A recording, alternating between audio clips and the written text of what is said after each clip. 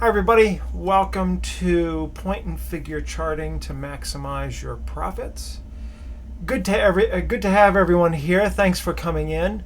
I'm really pleased to be doing this. This is the first webinar I've done in quite some time, a couple of years anyway. So we've got a full house here and everything looks good. Let me just make sure the sound is okay. Just give me one more quick sound check as we go on here. Great. Okay. Perfect. What's happening here? Is it going up? Okay.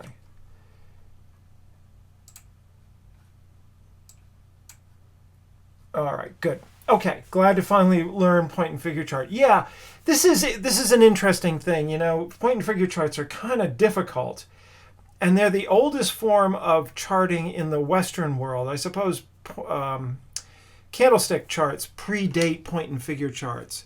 But despite the fact that it's the oldest form of charting, there's very little about it out there. But I'll show you everything I've got on it as we start tonight. So let's just do the preliminaries here, as we always have to do in the United States. We're doing an educational program here. You're responsible for your own trading, which of course is a very risky thing to do. So you're always advised, strongly advised, to consult a financial advisor, a certified financial advisor, before making any investment or trading decisions. And of course, I'm not responsible for your trading, nor is my company, TradingPsychologyEdge.com, or anybody who is associated with it. So I think that's good enough for that. You can read that for more details. Also, please be aware that this is all copyrighted material. So please don't put it up on file sharing sites or send out the handouts to your friends and stuff. Family members, of course, are okay. But everything else, this is my intellectual property. So please respect that, and I appreciate that. Okay, so let's get into what we're going to cover here. And we're going to start off with the basics and quickly move into some incredibly good stuff, advanced stuff. But I'm going to take you through it step by step. And so we're going to start off just with constructing point and figure charts. It's really important that everybody understand how they're constructed and what they need, what they propose to represent. Then what I'm going to do tonight is I'm going to look at all of the fundamental and many of the advanced point and figure techniques through an in-depth analysis with Apple. And we're going to go back a couple of years and do exactly I thought about this very carefully. And, we could take snippets of this market and snippets of that market to highlight different principles. And that's certainly one way of doing it. And it's not necessarily a bad way of doing it. But I think a more organic and a more integrative way of learning this is to follow a stock for a period of time and see how the point and figure charting all plays out, and to see what we can learn from point and figure charting as that market unfolds. It's the way Wyckoff would do it, and I think it's a really good way of doing it. So that's the way I'm going to approach that tonight. Now, I suppose because it's the first webinar I've done in several years now, and because I really wanted to give you a full understanding, as full as I could, understanding of point and figure charting, I probably overdid it and gave too much information or put in too much information. I don't think that's a bad thing either. I think you're the beneficiaries of it. But it forces me to take what I thought would be a 2-hour presentation. We're going to be lucky to get through 2 hours tonight, in fact. So I'm going to split that up into 2 sessions. We're going to do Apple tonight with all the fundamental and several of the advanced point and figure techniques as we follow that through. And then next Tuesday at 5 o'clock, I know it says 4 o'clock on the slides that you've gotten, so that's an error. It is 5 o'clock, just like tonight. It's 5 o'clock. So 5 o'clock next week on, I think it's the 17th, Tuesday night. We're going to go over Bob Evans's count guide, and we'll look at 2 markets. We'll look at a futures market and we'll look at another stock in doing that. And the count guide will both answer lots of questions that you might have as we go along, and also give you a coherent way to utilize point and figure charting. So hopefully that will be of benefit for you. Okay, do me a favor. I'm sorry. I'm a little confused in my little box here where I see questions coming in. Just would some of you just type in anything? It doesn't matter. Just type in Y's or yeses or hellos or something. Okay. All right. Now I know. Okay, great. Thanks. Now I am oh, that's so funny. There are things that are jumping around here. Why is that happening? Hang on a second. I want to make sure that I've got this properly done. Okay, I think now I'm okay. All right, good. Okay, so that's what we're going to cover. And let's get into it now. We're going to start with constructing point and figure charts. So I've got a regular bar chart of Facebook. It doesn't matter what stock we pick, on the left-hand side of your screen. And we have a 1-point figure chart on the right side of the screen. Couple of things to notice here right off the bat. First off, point and figure charts are going to be more compressed, if I guess is the way to think about it, than the vertical line charts. So we call the daily bar chart or any bar chart a vertical line chart. So you might hear me refer to the vertical line chart. That's what this is, a standard bar chart. Okay?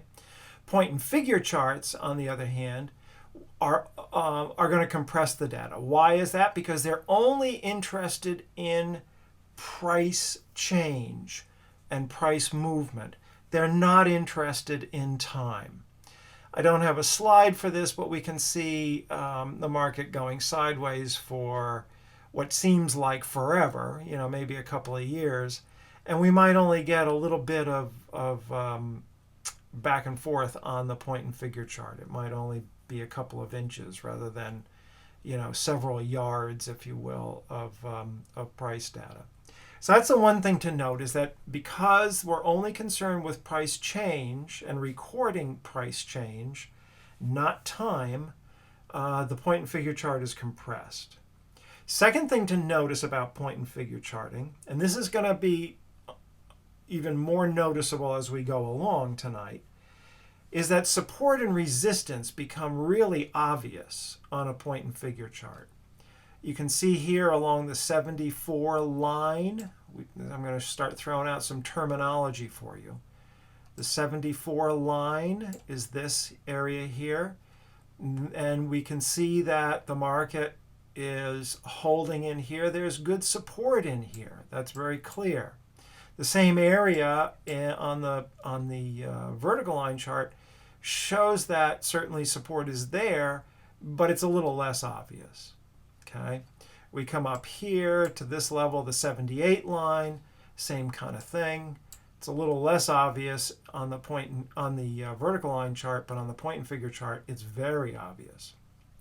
Certain things that we've come to know and love in terms of old resistance becoming support show up on the point and figure charts very nicely as well. Along the 81 line, we can certainly see that resistance occurred back here a couple of times. And again, notice how the resistance here is a lot more clear than the resistance here, right, on the vertical line chart. And then as we come across later in the point and figure chart, we see 81 again holding now as support, resistance turning into support. Certainly we can see that on the vertical line chart too. It's just not as clear, okay? So there's a level of refinement that exists on the point and figure chart that we just don't get on the vertical line chart. Now, to be fair about it, the reason we're getting that refinement is because we're not interested in all of the small moves that we're going to see on the vertical line chart. I'm going to explain this in a moment, but we're only interested, it's a more gross or a more crude chart, if you will, where for example, down here, where the vertical line chart might be painting 77 and, 25, 77.25 or 77.30, something like that. On the point and figure chart, we don't get that refinement. We only get 78, okay? And I'll explain why that is the case in a moment. But just notice that is a little bit more crude, but that crudeness allows us to really identify support and resistance in a clear-cut manner, and that's a big plus, okay? Okay, now I'm hearing there's no audio. Is that fair for everybody, or are you able to hear me okay? It sounds okay. All right, good, great, thanks. Okay, just making sure. All right. The other thing that occurs that may not be so obvious is that congestions become more obvious. We can certainly see that we're congested in here, and we're congested in here, and we're congested in here. Okay, we can start to define the parameters or the limits of congestion very, very well. And just as well, just as easily as we see congestion, we also can see markups and markdowns.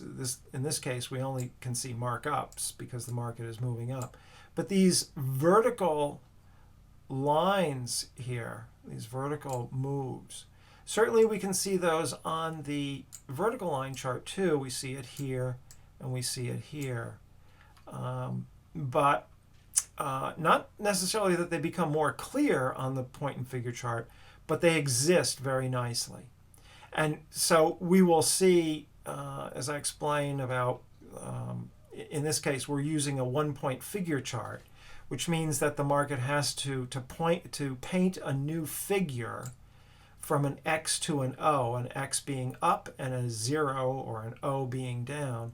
There has to be at least a point of movement in price to paint that next lower 0. So when we see a markup on the point and figure chart like this, we know that there's been no retracement back by that made, that was a point or greater, right? And that's for a 1-point figure chart. If we were using a 3-point figure chart, then we would know that, and we saw something like this, we know that during that run up, there's been no 3-point moves, no 3-point pullbacks. That's pretty valuable information. I mean, this shows a very strong market, right? When we have these movements up and we don't even get a 1-point retracement until here, or here, right? So those are some things to note about the point and figure chart and how we want to start to try to approach them. Support and resistance, very obvious. Congestions and markup, very obvious. And we compress the data so that we're not looking at every wiggle and waggle, so to speak. All right? Okay. So let's see how they're constructed, because this is really important. All right. Um, and maybe this is the most difficult part of this presentation, in fact, is to explain how they're constructed. The first thing to note is that not every price bar produces a figure on the point and figure chart. These X's and O's, these are figures, okay? So let's just get into it. It's probably the easiest way to explain this. So we're using a 1-point figure chart, which is very common in stocks. And unless you're trading a stock that's, I don't know, a couple of $100 or more, something like, I don't know, like what's a high price stock these days? Google's still a high price stock. You know, you'd probably want to use PCLN. What is that? I forget what that is. That's a high price stock. So you would want to use something bigger than a 1-point. But for the vast majority, and we'll talk a little bit about different sizes, box sizes and reversal sizes in point and figure charting in a moment. It's less important than you might think. For the moment, let's just stick with a 1-point, which means that each figure, whether it's an X or an O, represents 1 point. Okay? Sometimes you'll see it talked about as box size, BOX, box size. But that's really, it's really 1 point is what the figure chart is. So a 1-point by 1-point figure chart, a 1-point box size with a 1-point reversal, which is the standard Wyckoff point and figure chart for, well, it's the standard Wyckoff point and figure chart, stocks and otherwise. So each figure represents a point, and each reversal requires 1 point to get the figures to start to head in the other direction. Okay, so right here we're at 86 and change. We'll coordinate this in a moment. We could be going 86 and change for a while, but until we see 85 or less, we do not paint or do not put in that 0, that O figure. We don't go down until we have at least a full point of price movement to the downside. And we keep going down until we have at least a full movement of price to the upside. And then down and then up, okay? So we'll just talk a little bit about size, point and figure size. I mean, that's the basics of the 1 point. But if we were, so we're trading Facebook here, or we're looking at Facebook, and Facebook is in the 80s, and so a 1-by-1 figure point and figure chart or a 1-point figure chart is fine for this. If we were trading or charting, for example, the S&P E-mini, that's in the 2000s now, right? So if we were looking for larger swings on the S&Ps, we might be using a, 15-point, right? If we were trading the S&Ps on an intraday basis, that might be different. The larger swings, we might be looking at a 15-point figure chart. On the intraday, we might jump back down to a 1-by-1 point, okay? So the point I'm trying to make here is that the size of the figure chart is going to be a little bit dependent on what you want out of trading.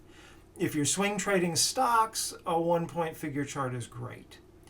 If you're swing trading the S&Ps, then I would suggest a 15-point, or maybe you could drop down to a 5-point if you want to. If you're looking at major swings in the S&Ps, somewhere between a 50 and 100-point might be good. If you're looking at major swings in Facebook that's trading around in the 80s, at least on this chart, you might be looking at a 3-point figure chart. Okay, they're going to be different depending on the application that you want to make, and also to some degree dependent on the price value of the instrument that you're trading. If we were trading oil, we might be on a 50 cent or maybe even 25 cent figure. Well, we might be doing a 1-point figure chart for oil in general for larger swings. If we were swing trading that, meaning that we're holding the trade for, I don't know, 3 days to maybe a month or two. If we were intraday trading Facebook, we might use a 10 or a 20 cent point and figure chart. If we were swing trading oil, we might use a 50 cent. And what I would suggest to you is that look at your markets and try different point and figure chart sizes to see how they correspond with your trading. And you can also, I don't want to get into it tonight about what should, if I'm trading cocoa, what should the point and figure chart be, or if I'm trading gold, what should it be? You can ask me that question. At the end, I'm going to suggest that any questions that you've got, send them to me like that in an email, and then we'll address them next week. Get them to me by let's see, we're going to meet on Tuesday. So get them to me no later than noon on Sunday next week, because I'll put whatever I'm going to do together probably Sunday afternoon into early evening. So if you get them to me by noon on Sunday, I'll be sure to have time to be able to answer them.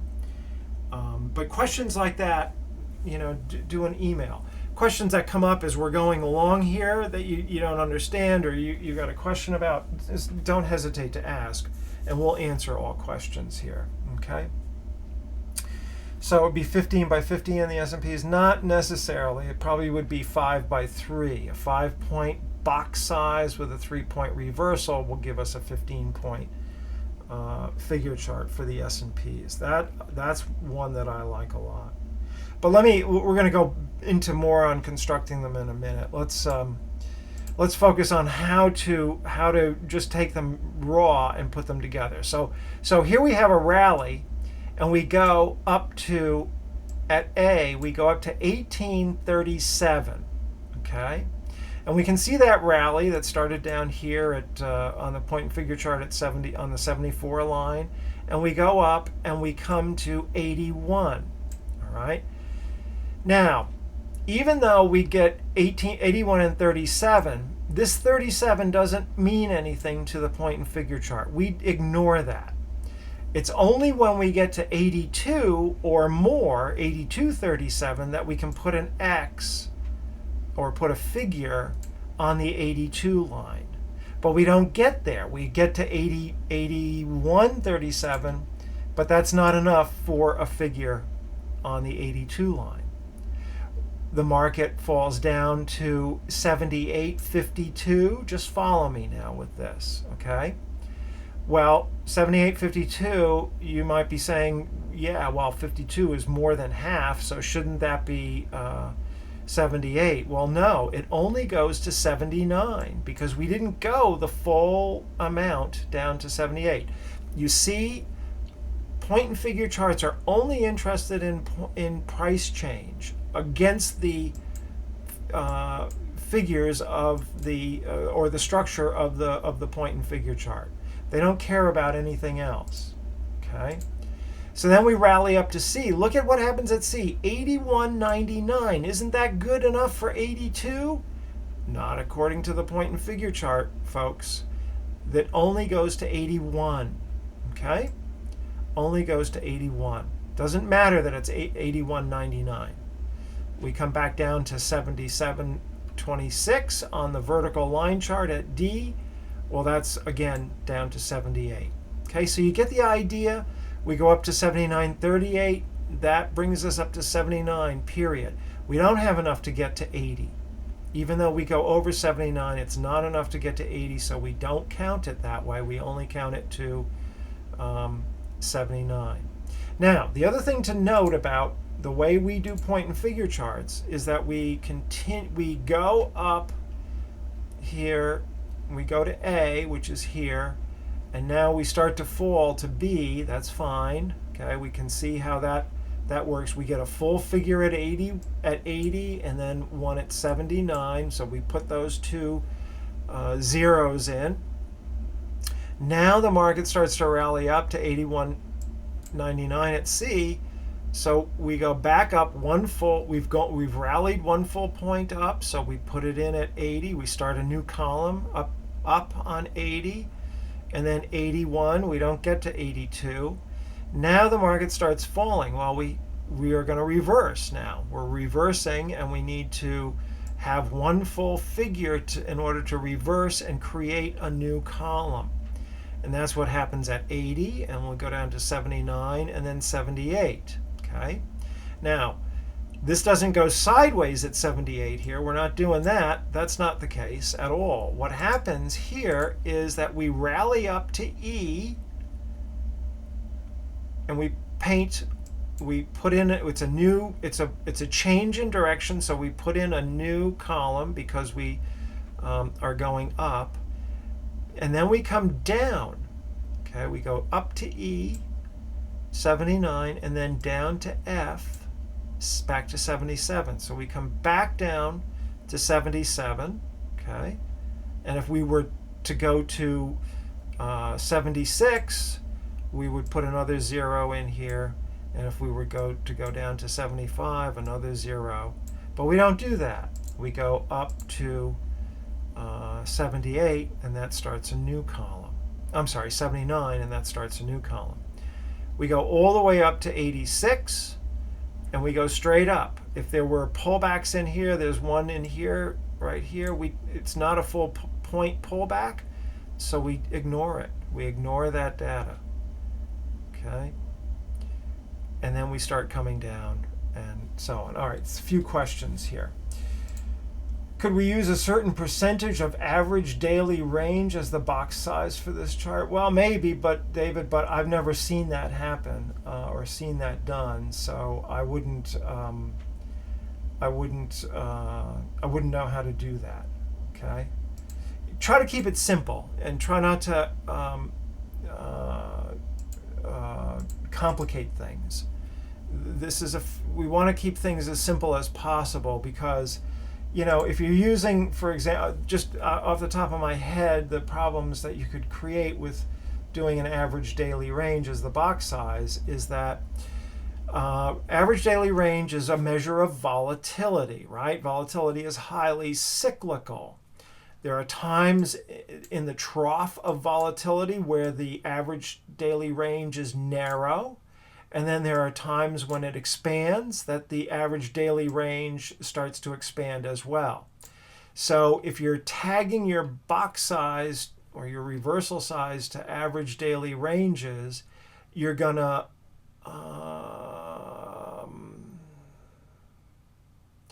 probably, I'd have to think this through, but you're probably going to underrepresent the market when the volatility is low and the daily ranges are small, and you're going to overrepresent the market when the volatility picks up. So just off the top of my head, I would say that's not a good idea. Just stick with simple simple approach. Some columns have X's and some columns have O's. Why? They don't have to. I'll show you in a minute my hand charts. I can jump up to those now. And you can see that they're all dots. There are O's in here at 30, for example, and there are 5s at 25. It's just a convenient way to mark those on the point and figure chart, nothing more, but you can just use solid dots. It's not a problem.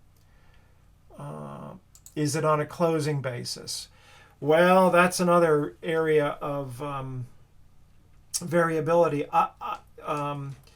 No, we would use it on the range. It's the high or low of the bar.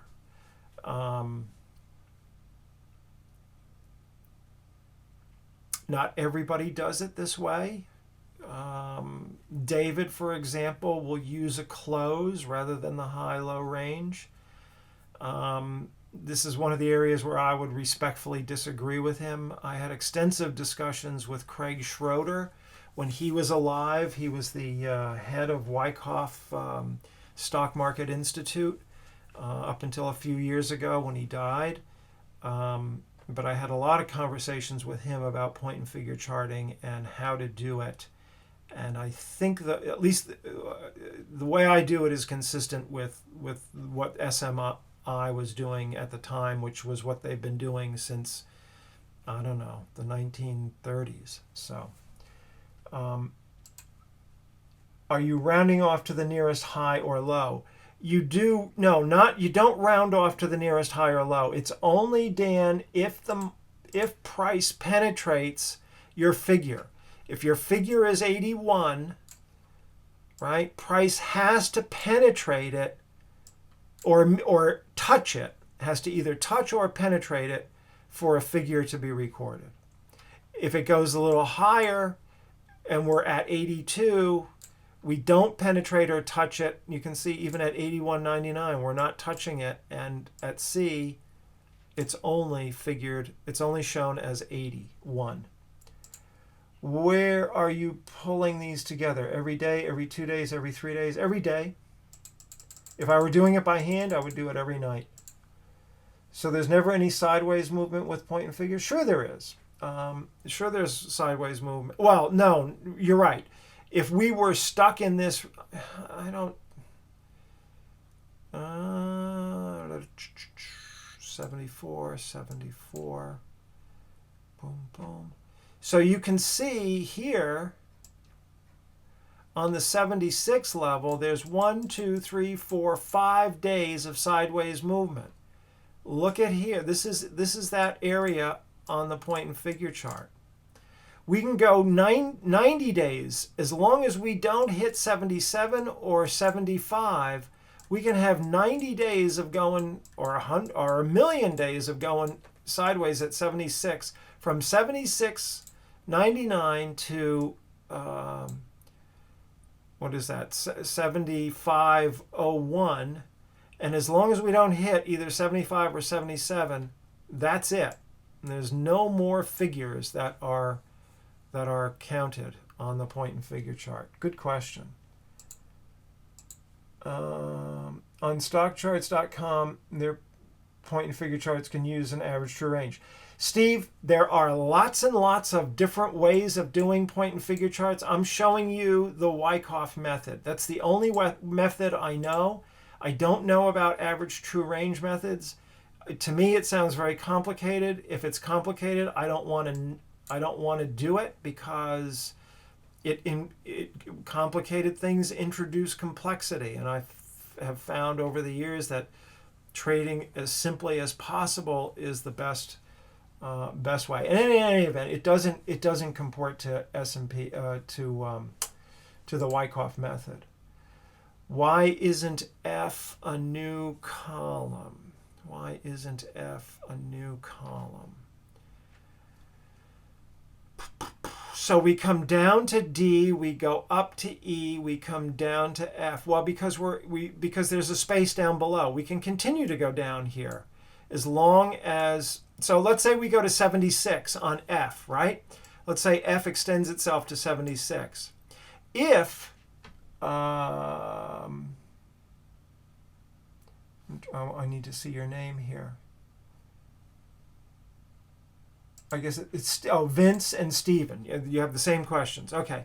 So now if Vince and Stephen, we come to 75, then we're going to paint another 0 down here. However, if the market starts to rally and we go to 77, then we start a new column. Okay. We go up here. All right. And up to 78.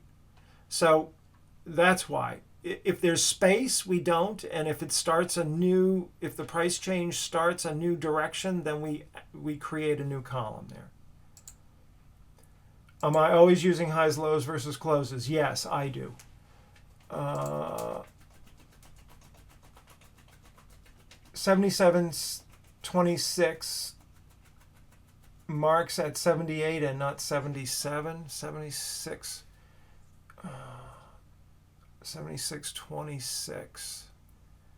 I'm not even sure where that is. 76.26. 76.26 would be at 78, right? Because it doesn't go down and touch 77.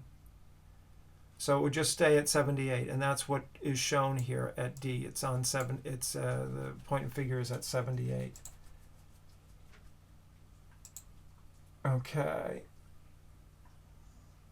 We talked about stock charts and ATR. Can it help to use volume histogram at the bottom? Yes, it can. I'm not going to talk about that because that's a different kind of chart. But it can. If you have, for example, you'll have strong volume on markups, and then what you're looking for is less volume on reactions like this, right? And then strong volume on markups, and then less volume on reactions. But what I wanted to do is give you the fundamentals of point and figure charting. That's a little bit more advanced topic. And I don't use volume in that way on point and figure charts. I would prefer to use the Weiss wave volume in combination with the point and figure charts. I think that gives you a better read on the market. But again, that's like a whole new webinar there. Okay, what determines if you start a new column or row? Well, I went through that, I think. Good artists borrow, great artists steal. Yes, they probably do. Why wasn't a new column at F? We talked about that. What if you achieve a large bar that encompasses the previous bar? Then, I don't know, do we have one of those? Well, you sort of have that here, and you just mark the figures. That's all. It's doesn't matter if there's enough. Let's see if we can kind of scope this out. Here's one. Here's one, a large bar that encompasses the prior bars, 2 bars. The prior 2 bars were at 76 and 77. So 76 and 77, is that right? And then this bar, I don't have the figures, it goes down to 74 and maybe up to 78. So this bar goes down to 74, but it looks like it didn't go to 78. I'm sorry. Goes down to 70. Hang on a second. I have to see how this works. So we're down here. We're up here. 76 and 77. 76. And then 77. Actually, this goes up, right? We're this bar, we'll call this bar 1 and we'll call this bar 2. So bar 1 is here, and then bar 2 is this X because we go up. We've made a new figure. We've made a new figure to the upside. Okay. Now what happens is the market goes down and then up. So we're at X. We can come down to 74. And now up to 78. Okay? See how that works? We start here, we go up, we go down, we go up. So we start here, we go up, we go down, we go up. So that's an example of an outside bar encompassing a couple of bars. Hopefully that makes sense. Okay. Don't think you could overlay volume on point figure with TradeStation. I'm not sure about that, truthfully. So at M, price went down 1 point, but then went up, making O in the same column, right? At M, it went down to N. M, up, down, up, down, up, down, up to M, down to N, and then up to O. That's right. So it's up to N, down to N, and up to O. Up to N, down to N, up to O. Up to N, up to M, down to N, up to O. So that's right. Would this account for all volume traded if used with a point and figure chart? I think so, yeah. I think the questioner is asking why is there an X and an O in the same column at E and F. At E and F. Because, look, we come up here. Let me just, and then I want to move on, because we're on I've got 70 charts and we are now 40 minutes into this, and I'm nervous that we're going to go forever on this. Okay, so we rally up, we come down, and paint a 0. We rally up to A. That's X's. We go straight up. We come down. We've changed direction. We paint a 0. We rally up to C. We go up to C. We come down to D. We go up to E. Come back, do a little test at F. Come back at F. And then start going up. If we're at F, we had gone up to E and down to F, up to E, down to F. On the point and figure chart, so then we start moving up on the vertical line chart.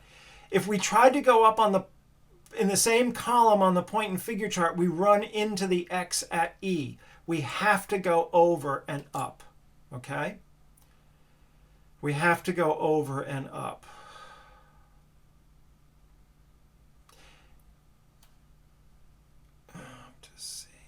It's the same thing starting at C. We were at B, we were at B and we come up to C. We're at B, we have to go, if we were going to go up, we would run into the 0 at B. So we have to start a new column. We go up to C. Same thing, we start to come down after C. If we start to go down, we're going to run into that X. And so we have to start a new column. Go through this and work this out. It's not easy to understand. I realize that, but we can't spend the whole bloody 3 hours talking about, how to construct the point and figure charts. If it's not clear, I can probably send some material from the Wyckoff course that details it. I mean, I'm trying to explain it as clearly as I can. I thought it was pretty clear. Okay, yeah, I've explained it well. Okay, best thing to do is to try it on your own and compare it for a real point and figure. Yeah, that's right. Okay, it is clear. Okay, so let's move on. Thanks. Let's move on. Okay, so how do you can draw them by hand. It's a useful thing to do, to put these together by hand, because there's something about using your hand and recording things. You're going to remember it better. You're going to see more things. I used to do this up until a couple of years ago when TradeStation finally got Wyckoff type charting working. They didn't before. And we used to use something called Bullseye Broker, which was a charting package that was the only one that I knew at the time that would do Wyckoff. It was fine if you use just end-of-day data, but as I'll explain in a moment, it's not a good idea just to do that. And so any intraday data was always sort of sketchy in that software. So I found just doing them by hand was the best. So this is an example of Merck, a 1-point figure chart. Here's an example of the S&P cash market, 15-point figure chart. Where each of the boxes are 5 points, but the reversal takes 3, so that's worth 15. Now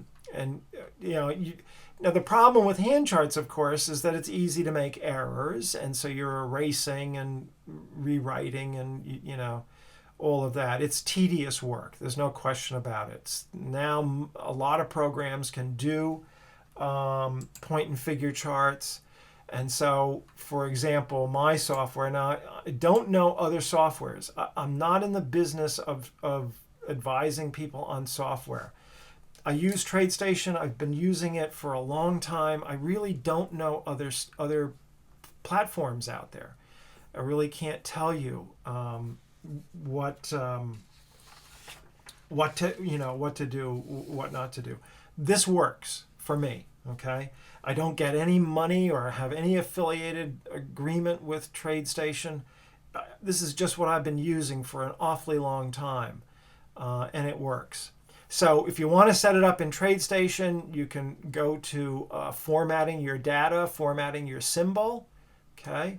And you go to the Settings tab, and you'll see your symbol. In this case, it's Apple.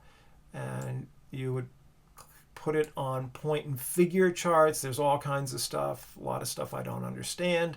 But point and figure charts, and then that will open up the point and figure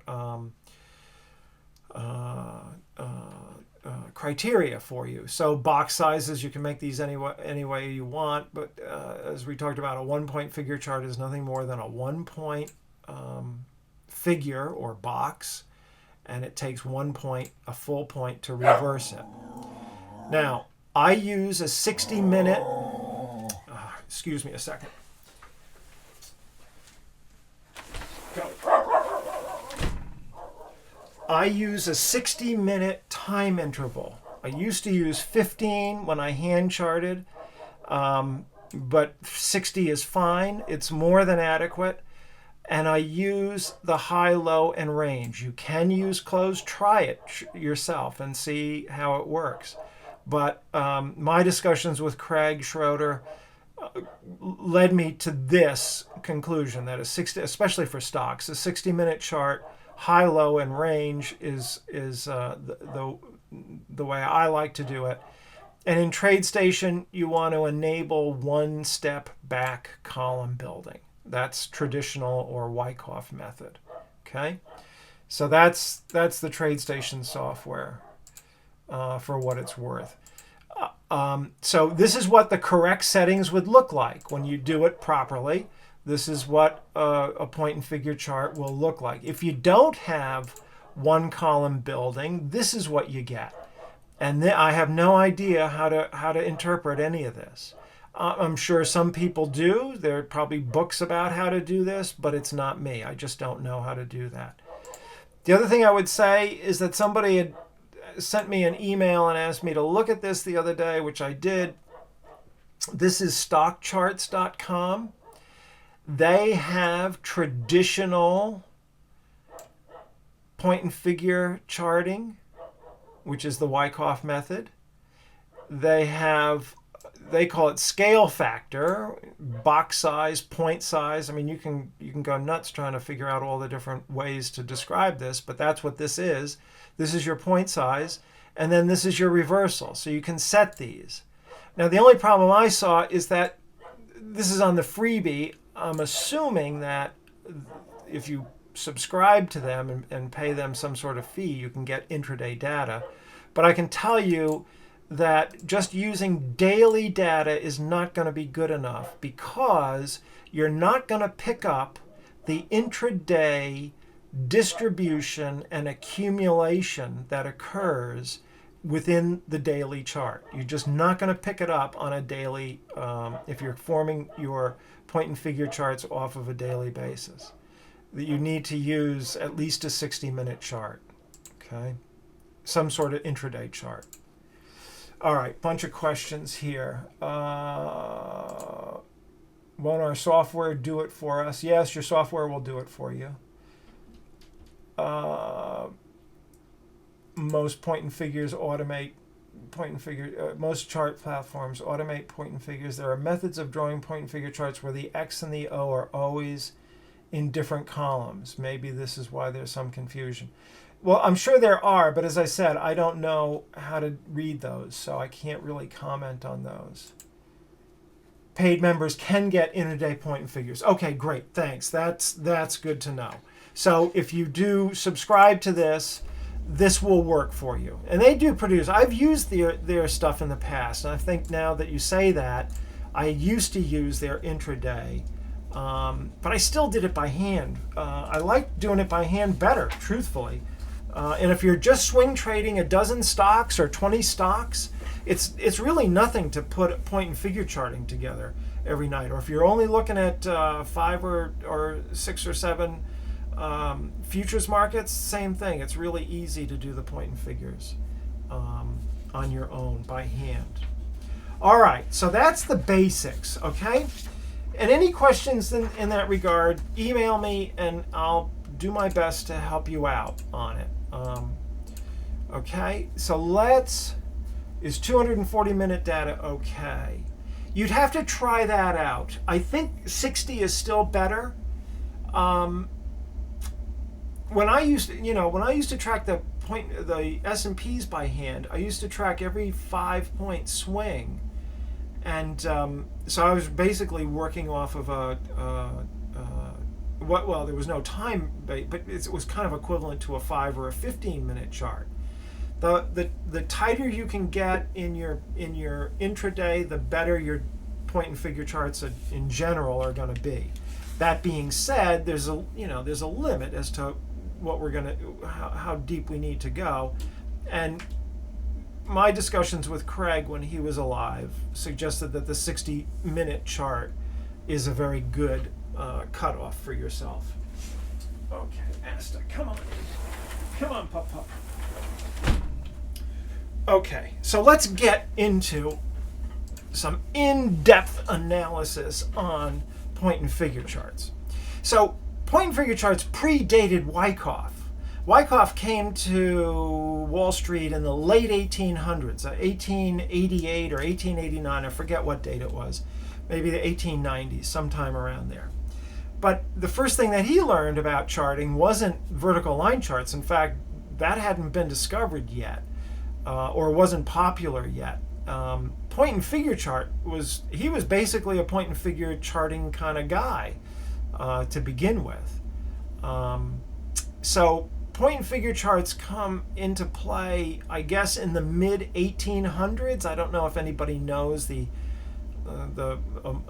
more accurate date than that, but I'm guessing around the mid 1800s.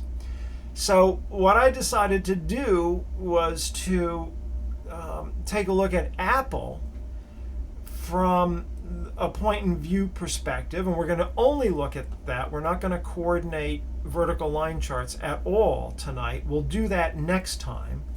But basically, I wanted to take the oldest form of charting here in the West, and I know candlesticks go back into the 1600s, but we're only talking about the West, and see how they apply to one of the most modern of stocks. You'd have to say Apple's on the cutting edge, right, of technology and all that. I'm sure we can debate the fine points of it, but in general, certainly during this period from 2013 to this past summer, they've been on the cutting edge. So we're going to take a look at Apple for the last couple of years, plus this decline. We're going to from the low here at A up to the high made at B earlier this year, and then the downdraft in August, and we'll end there. Okay, we'll see the August lows, and we'll see how the point and figure charts that were developed sometime in the mid 1800s, see how they work on this technologically sophisticated stock called Apple. All right. Now, we're going to just go through Apple tonight. I've got 6 parts of it. We've got 73 slides altogether, so 15 less 73, there's a good 55 slides on Apple. And we're going to cover all the fundamental and several of the more advanced techniques on point and figure charting and how to interpret it. Okay. And let me just say this up front. These techniques, the same exact techniques that we're going to talk about on a 1-point figure chart in Apple, will apply to a intraday chart in the S&Ps or oil or gold or one of the currency markets, whatever you're trading. Okay. All right. So we're going to use a 1-point figure chart, and we're just going to. It's a 1-point box size with a 1-point reversal. It's a 1-point, very simple. And we're going to start out without considering anything prior to 2013. In other words, I don't care what went on before that. We're just going to look at what is on the chart before us. Okay? All right. So we see that the market starts off on the left edge and rallies up to A. But then it immediately falls 9 points to B. Okay, we can count these. I'm not going to do this every time. I'll do this now. 1, 2, 3, 4, 5, 6, 7, 8, 9 points down to B. Okay. Now it rallies up 3 points, 1, 2, 3 to C, and it gets checked in this congestion here, in this resistance. All right, we rally up to C, and then we get checked in here. Now, one of the first main principles, a normal rally or a normal pullback would be to what Wyckoff called the halfway point. And he used halfway points extensively. And in point and figure charting, they're really, really useful. So a normal recovery after a 9-point fall would be between 4 and 5 points. Everybody with me on this? Give me a Y or a yes.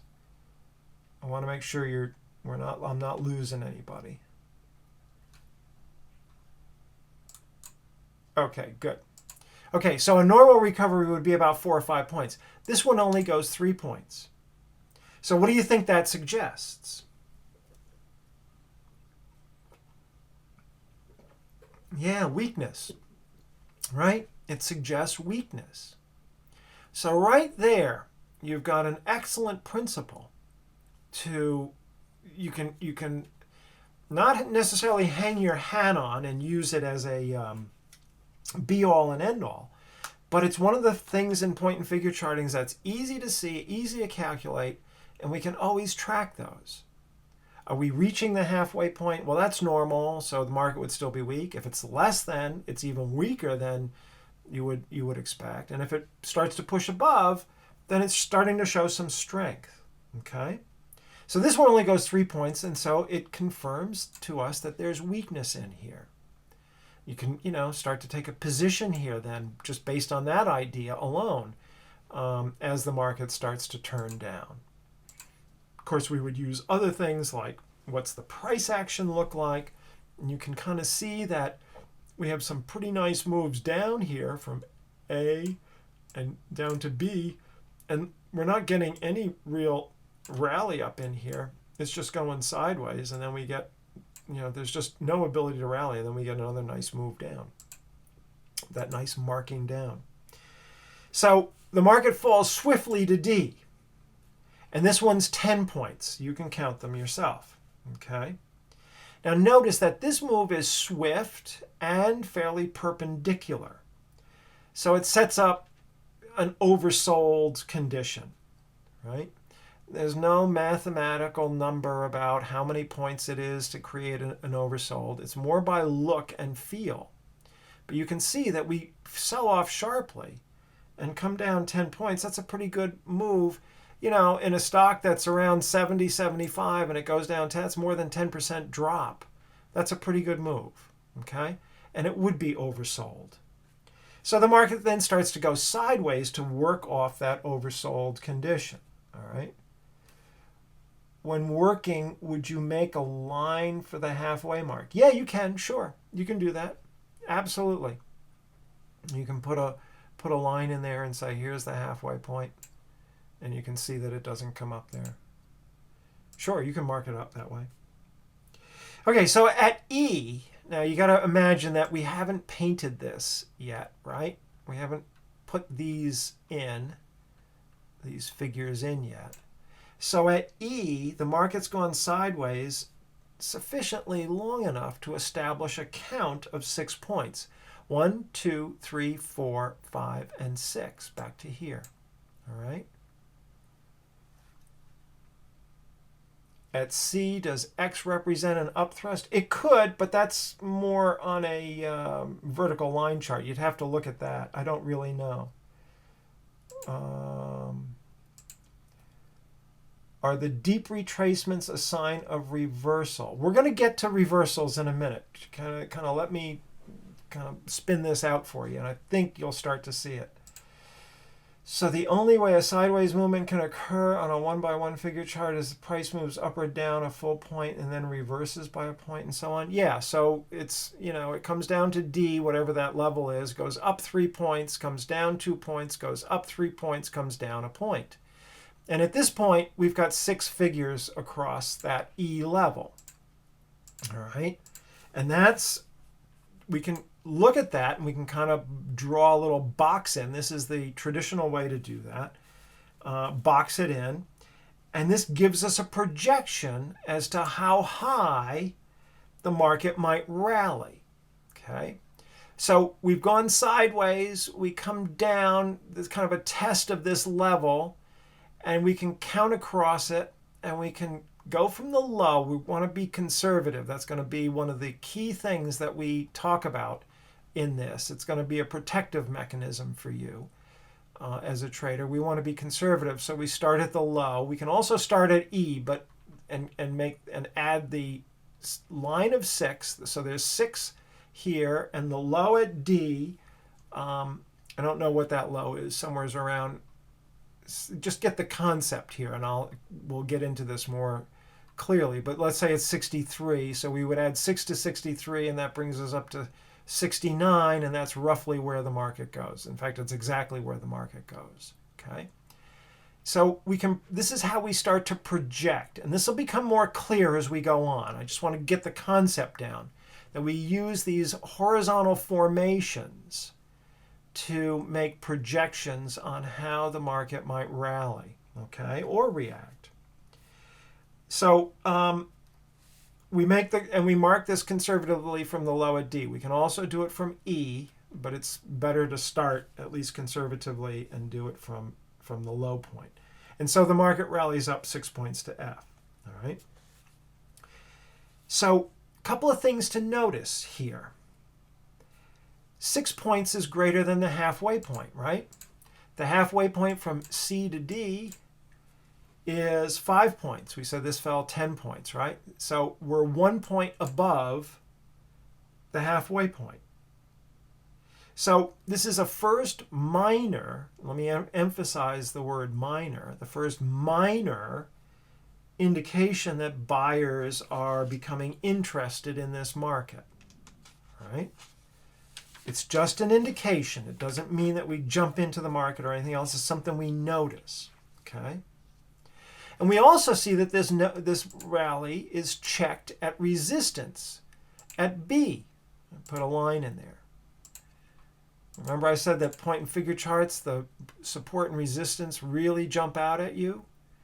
And look at there, how nicely it jumps out at you. So we would know this all in advance, even though this is a static chart used for teaching.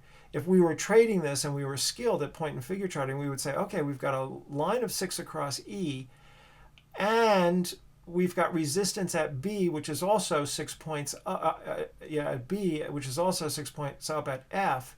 So we might be thinking this might be a good spot to consider a short trade. Because why? Because we're at resistance, and we've exhausted whatever buying, we call it a cause, the accumulation in this area that's been created, whatever accumulation that's occurred, we can count it, and that will be exhausted at this point. So this would be potentially a good spot to go short, okay? And we can also put in a trend line from A to C, and it intersects with F. So now suddenly, from a chart that looked like a bunch of gibberish a moment ago, we've got some pretty strong several indications here that, well, let's go through them. We're in a downtrend, right?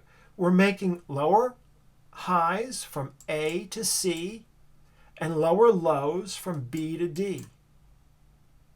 The rally exhausts its count of 6 points. We talked about that. That's the point and figure chart objective, and it's done. It's checked at resistance. Old support turns into resistance here. It meets resistance at the supply line. This red line is the supply line, the trend line. And it meets the halfway point, slightly above, but it's in the vicinity of the halfway point. So this is a great location for a short trade in Apple. Everybody see that? Okay.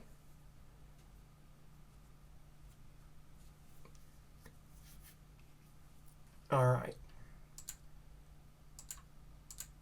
How do we know it will rally? Well, we don't know it'll rally. We're looking, it's going sideways here for a bit, and if it does rally, this is the extent that it should go to, and then we can make a trade to the short side. We certainly wouldn't want to be buying this unless you're scalping.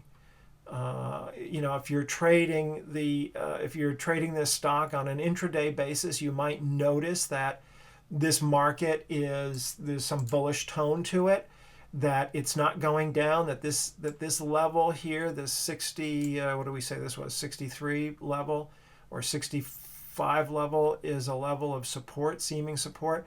We see that the lows are rising in here over the last few figures. So we would say that these supports are rising. So there's a bullish tone to it, an immediate bullish tone. We come down to E, and that looks like a test here. But overall, this market is in a downtrend, so we wouldn't want to overstay our position if that's the case. But that's how we would think about it, okay? That's how we would think about it. Is there a special meaning to the fact that there are 6 across? Not that I know of. It could be, we'll see stuff where we're going to see 10 across and 25 and 33 across. No special meaning about that. Does it also give suggestion about a stop? Well, your stop would be, it depends on how if you're, let's say the real play here is to go short, so your stop wants to be above the halfway point, right? If the halfway point is 5 and this gets to 6, so you could have a fairly tight stop in here, maybe 3/4 of a point to a full point. Okay. Yeah, Sharif says a confluence of lines. Steve says, oh, this is good. Good. Is that F a 45-degree angle? Probably. Looks like it. I mean, the way to figure that out is just to draw, to a vertical line and a horizontal line and see if that is basically 45, and it looks pretty close. Maybe not quite as steep as a 45. All right. So now we move down. So I've cleaned this up a little bit here, this chart, and the market falls to G. What do you notice now at G? What might be jumping out at you as the market hits G and then starts to go sideways in here, like in here? Yeah, shortening of the thrusts, right? Absolutely. Well, new low, right. Vince says new low. Good observation. We do put in a new low. But look, Vince and others, we're not making as much progress down here at as we did, say, from B to D. Right? From B to D, we can count this and we can say 1, 2, 3, 4, 5, 6, 7. It's very simple stuff, right? We've got 7 points here. Right? That was the move. That was the progress of the market from this low at B to this low at D. Well, from D to G, what happens? 1, 2, 3. Ooh, only 3 points. These are thrusts down, right? And so we would say that the thrust is shortening. We call this shortening of the thrust. And it comes up crystal clear on a point and figure chart. Everybody see that? Now again, this isn't telling us, oh, we got to jump in and mortgage the house and go long. We're noting things here, that buyers are starting to step into the market. Victor says, so you can use shortening of the thrust on point and figures. It seems like it would make it easier to not worry about missing out on a move by looking at it. Yeah, you can use shortening of the thrust, and you're going to see how I pull all of this together in a moment or two. Okay. So it's not something to jump in and buy into the market. I mean, if you're day trading, you might notice that and say, oh, it's not making as much progress, then I'm going to try a, or if you're doing a quick swing trade, you might, and you're happy to reverse in a downtrend, you could say, okay, I'm going to do something here, go long or whatever. Now, the same situation that we had at E comes up at H. Okay. Here we have remember, these haven't occurred yet. All right. None of this has occurred. So at H, we have a count of 5 across whatever line this is. And we go from the low of G to, and we count, when we project that count up by 5. And this will become so much more interesting and so much more clear in a few moments. But what happens here? What happens at H? We exceed the count, and that indicates bullishness as well. Also, we've exceeded the halfway point, haven't we? Right?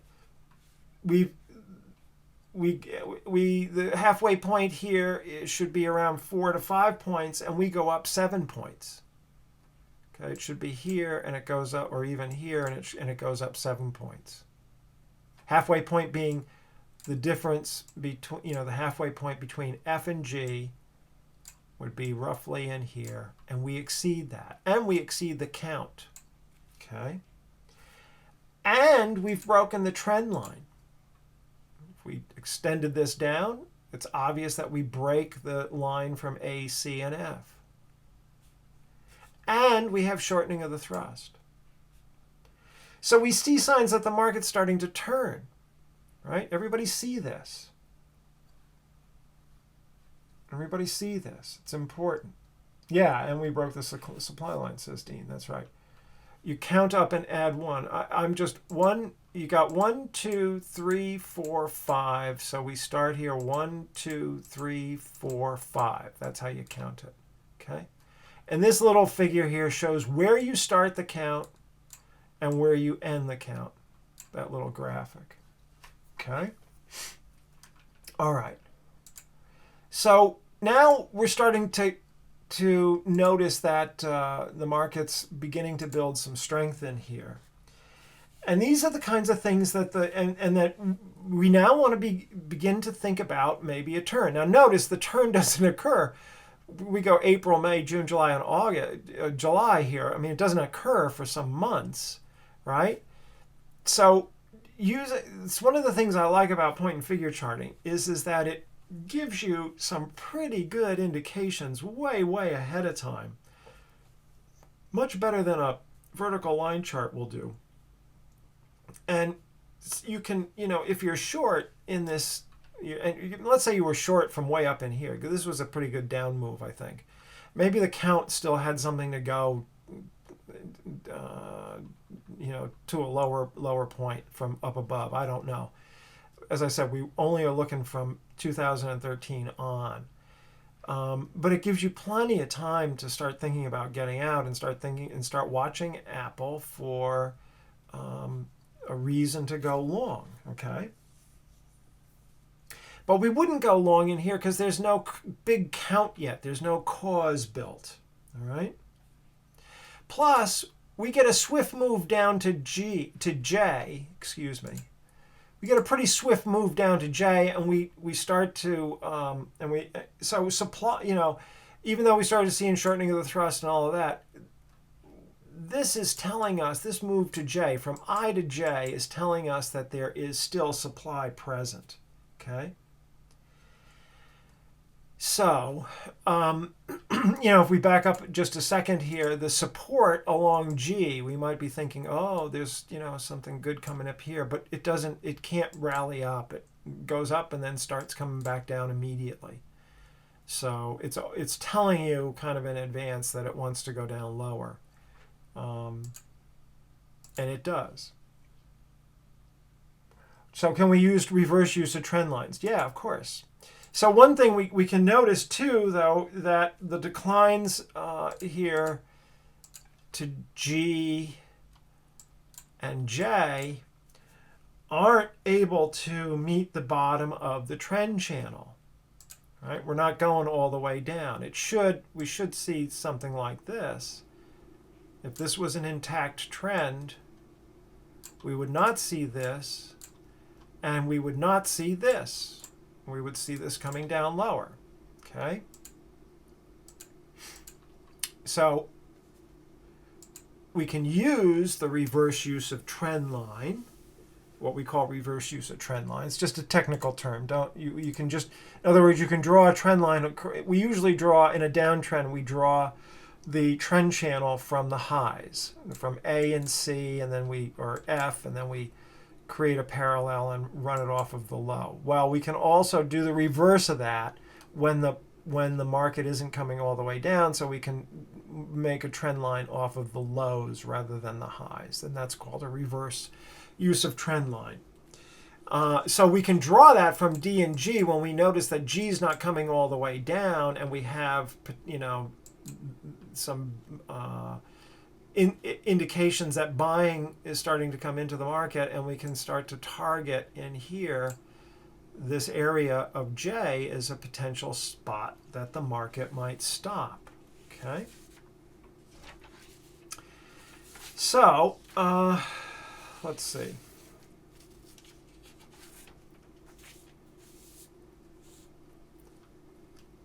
Let me clean this up.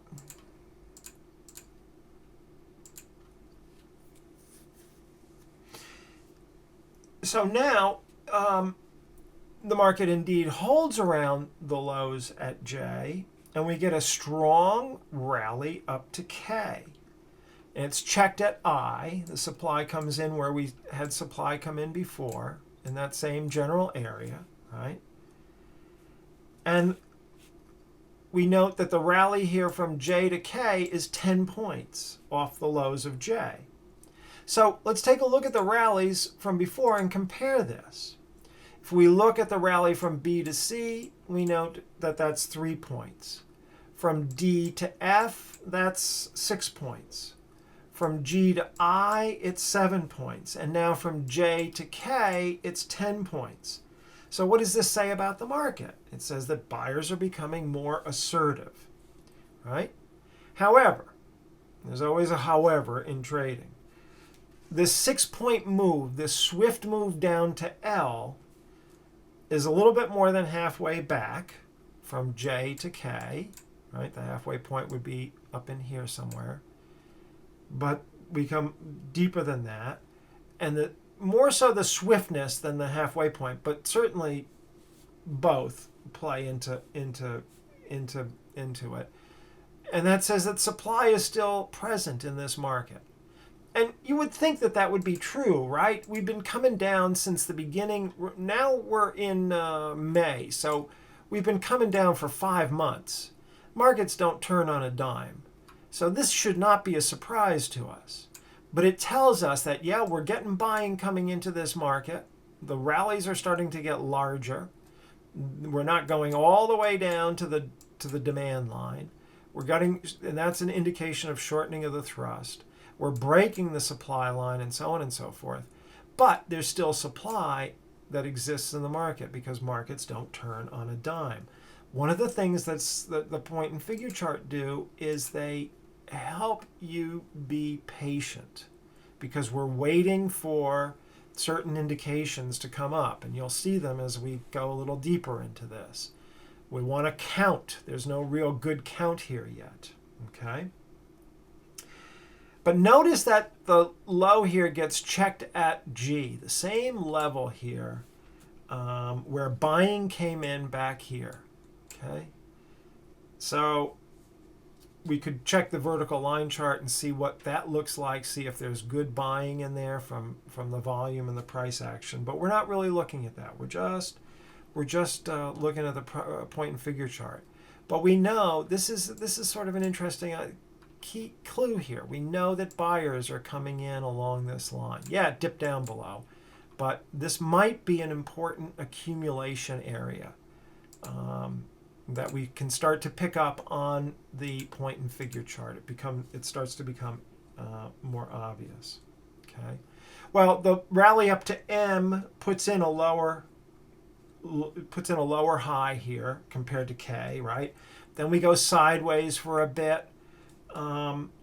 And we can look at horizontal formations to the downside, and we've got counts of 8 and 10 from, let's see, from N here and O. 8 goes across here, and O is 10. Okay, so you can also make counts from M. What we're doing here on the down, let's just talk about it from the downside, and I'll talk about it later to the upside. What we're doing here is looking for points of either lower highs or really what we call tests to occur, where the last bit of rally occurs and supply comes in. So we call that the last point of supply. These are small last points of supply for Wyckoff people, okay?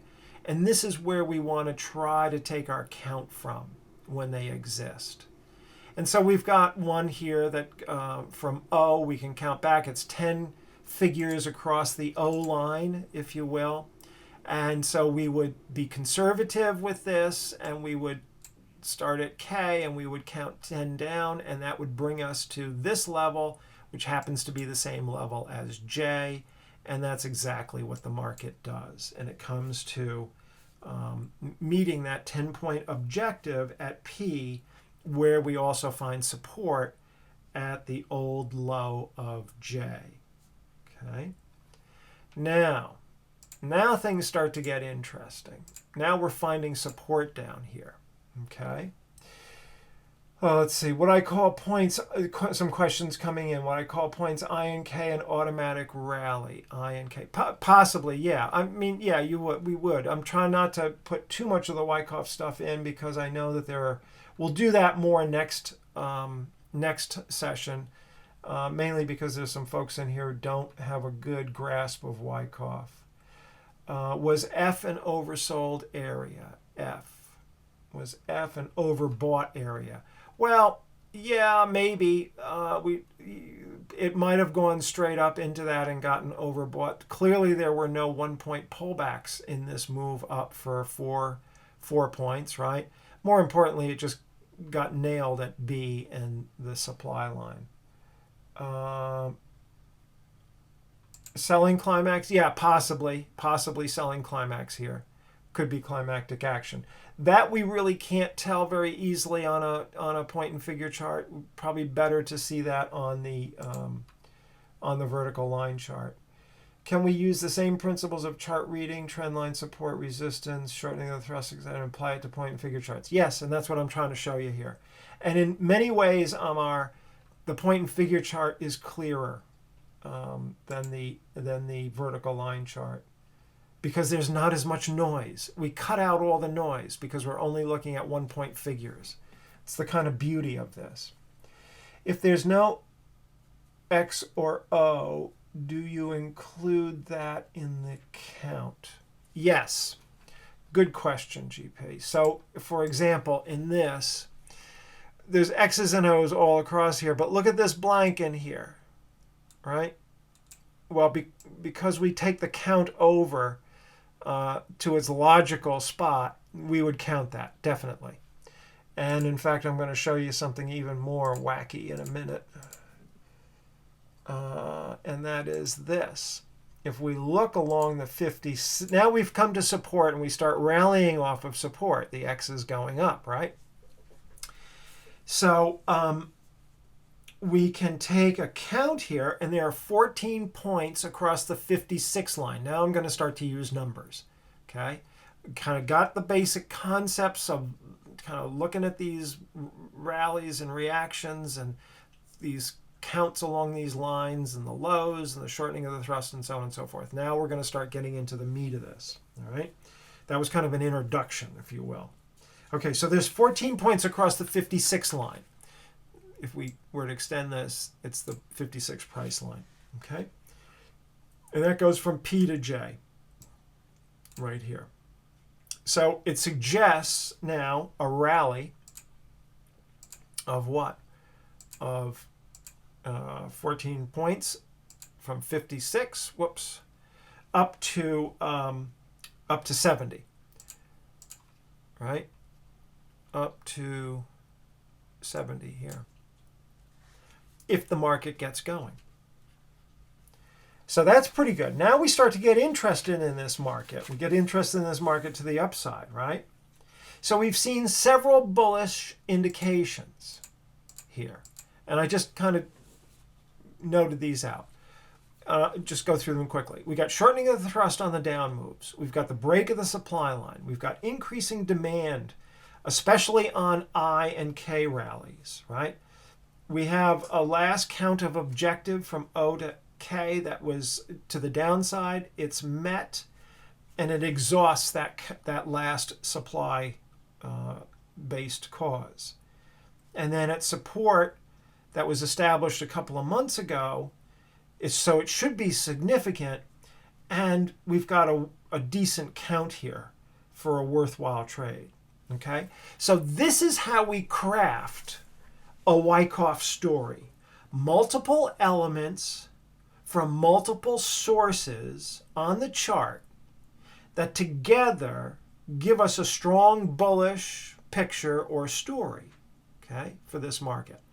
We don't jump in and out of the markets like lunatics, just hit, because we get one little indication or we get, like my favorite is like Japanese candlesticks. You get a jumping doji or whatever they call those things, and people want to jump into the market, or three dancing crows or whatever they are. That's why people have so much difficulty trading. This is the way to trade. You build yourself a story. You allow the market to construct a story, and you build and develop in yourself the skills to be able to read the story that the market is telling you. This is what Wyckoff meant by reading the market by its own actions to determine the likely next move of the market. Okay? So we have all this stuff going on. Shortening of the thrust, breaking the supply line, last objectives are met, supply is exhausted, support is giving us a good count. So we take the business risk here, okay? We can buy this at the danger point, and we can have 1 or 2 point stop for a nice risk reward, okay? The count is, what do we say, 14, and we're going to risk 2. So that's a 7-to-1 risk reward to risk trade. That's what we look for in this method, okay? That's what we look for in this method. However, there's a big but here. It would be pretty aggressive, this trade that we're talking about, even with all of this going on, because we haven't really seen any strength come into the market. All we see is support holding and supply being exhausted. Okay? So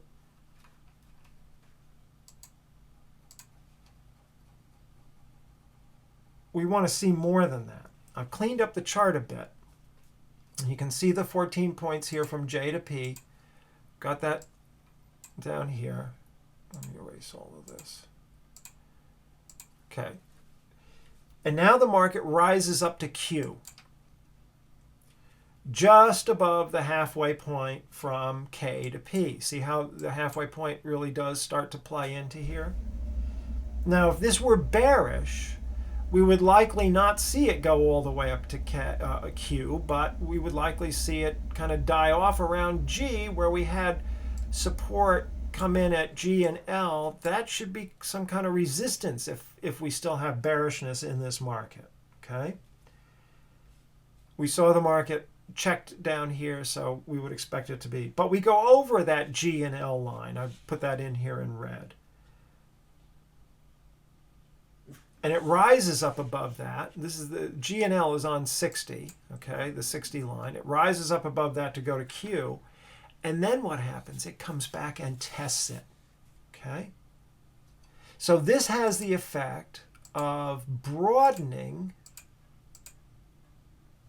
the count to an objective of 73. What happened here? Let me see. I've got it. Sometimes I forget these charts that I put together.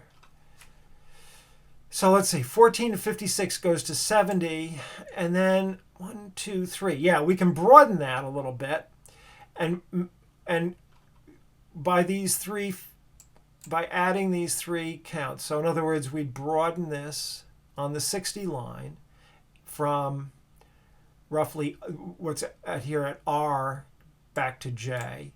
And so while this was 14, now we've got 17. I would still take it off of the low at 56. So 17 and 56 projected up to 73. Okay. It also puts the market into what Wyckoff used to call an apex or a hinge. If we go back a little bit to the chart. And some people call this a triangle, all right? But the market narrows down dead center into the trading range framed by J and K and P, right? This trading range in here. And now we're dead center into it, and we've narrowed it down. This is a springboard position, okay? And it's occurring on the 60 line right where we've seen buying all the way back to G, okay? All the way back to G. So we've got to count up to 73. And if the 60 level or G level is accumulation, this count could even be greater. No, sorry. This count could even be greater. I didn't put that in. Along the line of 60, and we would get an even larger count up. Okay? Maybe up to 83 or 85, something like that. All right. The other thing I want to point out here is that notice that the supports are lifting in here from P to S. S is the high up here on that column. Okay? And we read this to mean that supply has become scarce as a result of this accumulation period that's been going on since early July, or from early July to mid-April, and maybe even all the way back to late February. So this rounding up also suggests that a markup is near. All right. Okay, let's lots of questions here. The count suggests a possibility of a rally target, or that it is likely or probability. It's just the target. It's just the target. Other things have to come into play. I can make you counts all over the place. I can give you, and we're going to do a down count in a minute, but I can give you, we can make a count along the G line in here and say, well, we're going to go up to whatever, how many points this is. And it doesn't happen. I can make those counts all over the place, but it doesn't mean they're going to happen. We have to make a story out of this stuff. We have to piece multiple things together from multiple sources. And that's what I'm trying to show you here in the point and figure charts. That's the advanced use of point and figure charting. P&F charts can help traders to not get wrong-footed by jumping into the markets based on price bar expansion. Yeah, absolutely, Sharif, absolutely. How long does it take for a beginner to grasp this? Oh, you got to spend time at it.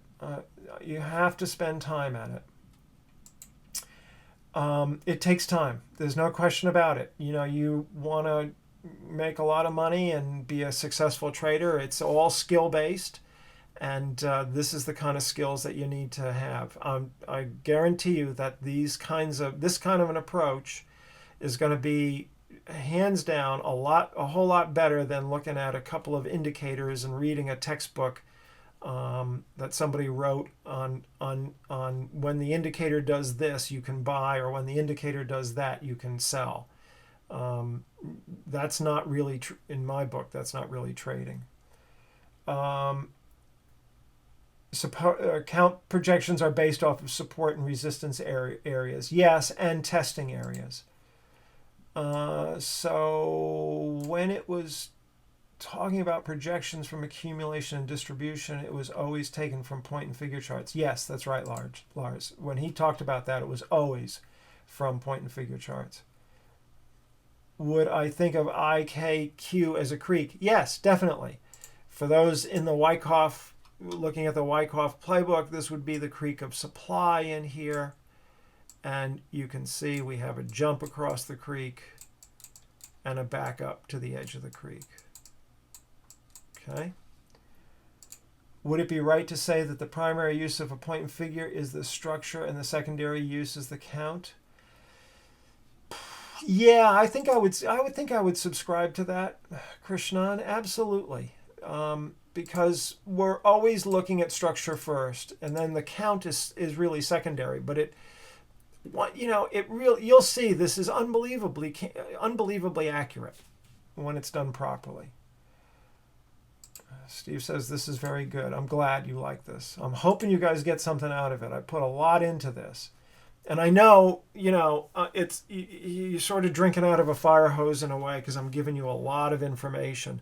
But I thought the best way to do this is to walk through a stock like this using just the basic 1-point figure chart, because I thought that would be the way to really understand, as I said, organically on how to understand point and figure charts and how to really use them. Remember, this comes from 1850, for goodness sakes. And here we are in 2015, and look at the information this thing gives you. It's unbelievable. To me, anyway. Where did I get my training in point and figure charts? Through the Wyckoff course, a lot with David Weiss, and a lot of trial and error on my own. Are projections potential or probable? Do you differentiate? I would call them potential. They become probable when I have a story behind me. Okay? What's the best way to get started learning this? You're going to learn a heck of a lot between tonight and next Tuesday. So I would focus on this. I would focus on this first and foremost. All right. So that's I told you there's a lot here.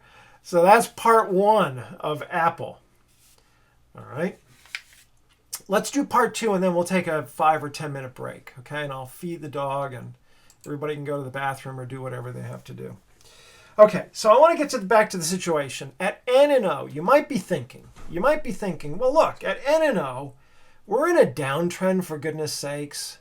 The market's making lower lows here, lower highs, lower lows, lower highs, still lower high. K is lower than I, and J was a lower low here. And now you talked about rounding up. It looks to me like they're rounding down.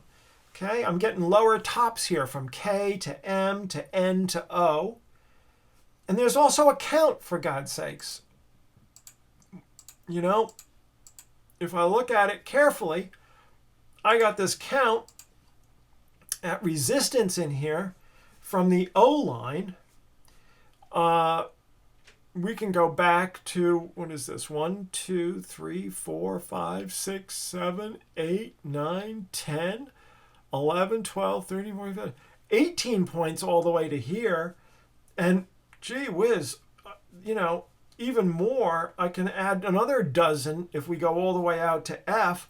This market could go down to 48 to 36 with that count if we extend it all the way over to F, right? So you might be thinking that. And it's easy to think that. Okay, so let's say we go short somewhere around here at O. 3 things to note. First of all, while this may be a count all the way back to F, and we may go all the way down to 36 from wherever we are, 65. We may have a 50% drop in this stock. This is a trap. The big trap is to see this huge count. I told you I can make them up almost anywhere. And you think that the market's going to go there. And, that's kind of understandable because these counts and targets can be just uncannily accurate, as you're going to see when we go forward here. But we don't want to lull ourselves into making mistakes based on greed, okay? Our protection here is always to be conservative. I guarantee you're going to see counts like this and you're going to get excited. Don't. Be conservative. So being conservative means that you always, always, always go for the conservative count first, not everything else behind it. Okay? If the market pushes down through the conservative count, that's great.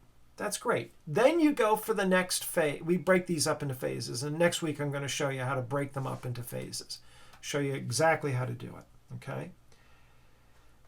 So if it breaks down through the first phase or first count, then you go to the next one. That's great. But look at what happens. We're short here from O, and our initial count ends at K. Okay? Got a line in here. And we said that that's like 10 or 11 points. Okay? And we project that down, and lo and behold, it comes back to 56. And the market stops here.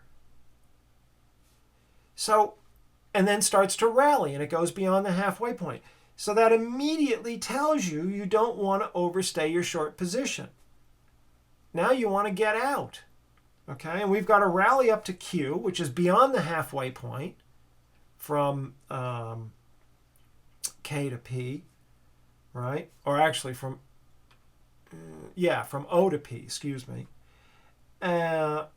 Also, it's from K to P, and then Q wipes out most of the move from O to P. Okay, this was a swift move down, and then from P to Q, we rally right back through it. Pretty much with ease, with good flow to the upside. We got strong flow to the downside, and then flow comes into the upside.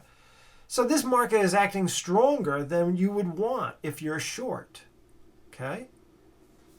So take the cue that you're stopping at support and you're getting a rally that's wiping out most of your downfall here. Take your cue and scratch the trade. Don't hang on because you got a big count. You have to be able to read the market too. So it's not just enough to make counts and then trade them. Even conservative counts. You've got to be aware about what's going on in the background. And here, just to kind of reiterate, we got shortening of the thrust, we got the break of the supply line, we got pushes up here on rallies beyond the halfway points. Demand is showing up on I and especially K. Support's holding here at P. You don't want to be ignoring this story that's unfolding because you're short and you got this big count behind you. All right? Does that make sense to everybody? You don't want to be ignoring the Wyckoff story. It's a really key idea. And few traders understand this. Few people understand this. And it's natural. Human beings want the simple, direct approach. But trading is not simple and direct. It requires a lot of effort, a lot of thinking. And one of the nice tools that we have is to use point and figure charts. Okay? All right. So Sharif says, with a count projection from G to J, how would you know it's a projection to the upside or the downside? Well, you want to be basing it on your story of strength coming in, but I just showed you that if you missed that, you still have a chance, right? If you're paying attention to the market here. But it's typical that the market comes all the way back after a change in behavior. The change in behavior with context says much, I think. Absolutely, Lars. And you would add that to your analysis. We're not talking about the Weiss wave or the vertical line charts here. We may have, for example, this, here's a strong rally up and we see demand coming in, right, on the volume. And we don't know what the price bars look like except that this move here from this low to K, well, really from J to K, but especially from this test to K, probably on very strong price action and probably on very strong volume. Then as we came back down, we get shaken out a little bit here, but most likely the volume's going to be low here, right? You can certainly piece that stuff together. Absolutely, and see this as a change of behavior. And note that, okay, changes of behavior, we often see this coming all the way back. And if you do, that's okay. What we're looking for is for support to hold. And then you got opportunities to go long in there all over the place. Okay? So yeah, absolutely. You're right on track there, Lars. Very good, very good observations. Okay, so let's get back to our study now of Apple. So we talked about what if we wrong-footed ourselves, right? Okay, so just to reiterate here, the counts from P to J are bring us up to 70, and then R to J brings us up to 73 off of the P level. Okay, and these are achieved. They obviously we rally up and they're achieved. Okay, then the market goes sideways for a count of 5 over here. I'm not going to draw that in. Then drops down to V. Okay, so this is pretty swift, right? This move down to V. Suddenly we were going up, and now V, we take out all the rally here from this test at T to U. We take out all that rally and we actually make a low down here. So is this the start of new weakness? Well, probably not. Probably not. How would we know that? Well, at U, what happens here? The market's just made a higher high over resistance at K and I, right? And look at the rally up compared to, remember we were counting? We're not going to count again, but this is like 14 points. We had 10 points, we had 7 points, we had 6, and we had 3. This is strength coming into the market here. Buyers, bullish people are coming in. Okay? So it's unlikely it's going to turn all the way back down and start making lower lows. There's also no substantial count from U to V. Only 5 points here along this line. 1, 2, 3, 4, 5. Okay, just 5 points along that line. Right in here.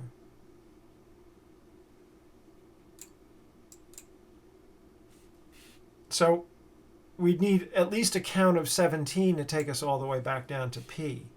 And we don't have that. And then V goes to the halfway point. It's swift and it's sharp, but it's still at the halfway point between P and U, and that's a normal reaction. And it's coming into the support from this congestion area, this old resistance that we had all throughout in here, and actually over in here too. Okay. Then, even though this is a swift move down to V, the market immediately comes all the way back up to W and pretty much takes out most of the sell-off on V. So we would begin to think about this as an ordinary shakeout. The swift move down that doesn't continue to be followed, it takes the breath away from you for sure, but it's immediately retraced. Okay? And notice that we're holding support along the 69 line here. And if we're thinking about things, we can draw a demand line off of P and V, and the market works its way over here at X right to the demand line. So we can make a count at the 69 level of support, and we've got 13 69s here for a potential move to 77. We would take the low at V, which is 64, and add 13, and that should bring us up to 77. My math isn't always that great. And this is a conservative count. Whoops, sorry, I'm getting ahead of myself there. This is a conservative count, okay? We can also add the 13. This is a little wrinkle now I'm going to introduce. we can also add the 13 to the level of support at 69 here, or X. So we can take this. This is important to know, especially when you've got some space like this between the two lows here. You got a low here at V and you got a low here at X. And we got a count of 13. We take the conservative count from V and project it up. We can also take that same count and project it up from 69. We can do both. And we'll talk about how to compensate for that by thinking about the area in between in the next session, but just sort of as a kind of a highlight there. Is this making sense to you?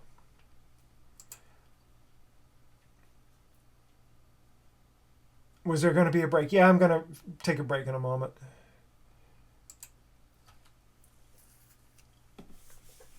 Can we see springs and upthrusts in PNF charts? Yes, you can, but V is not a spring.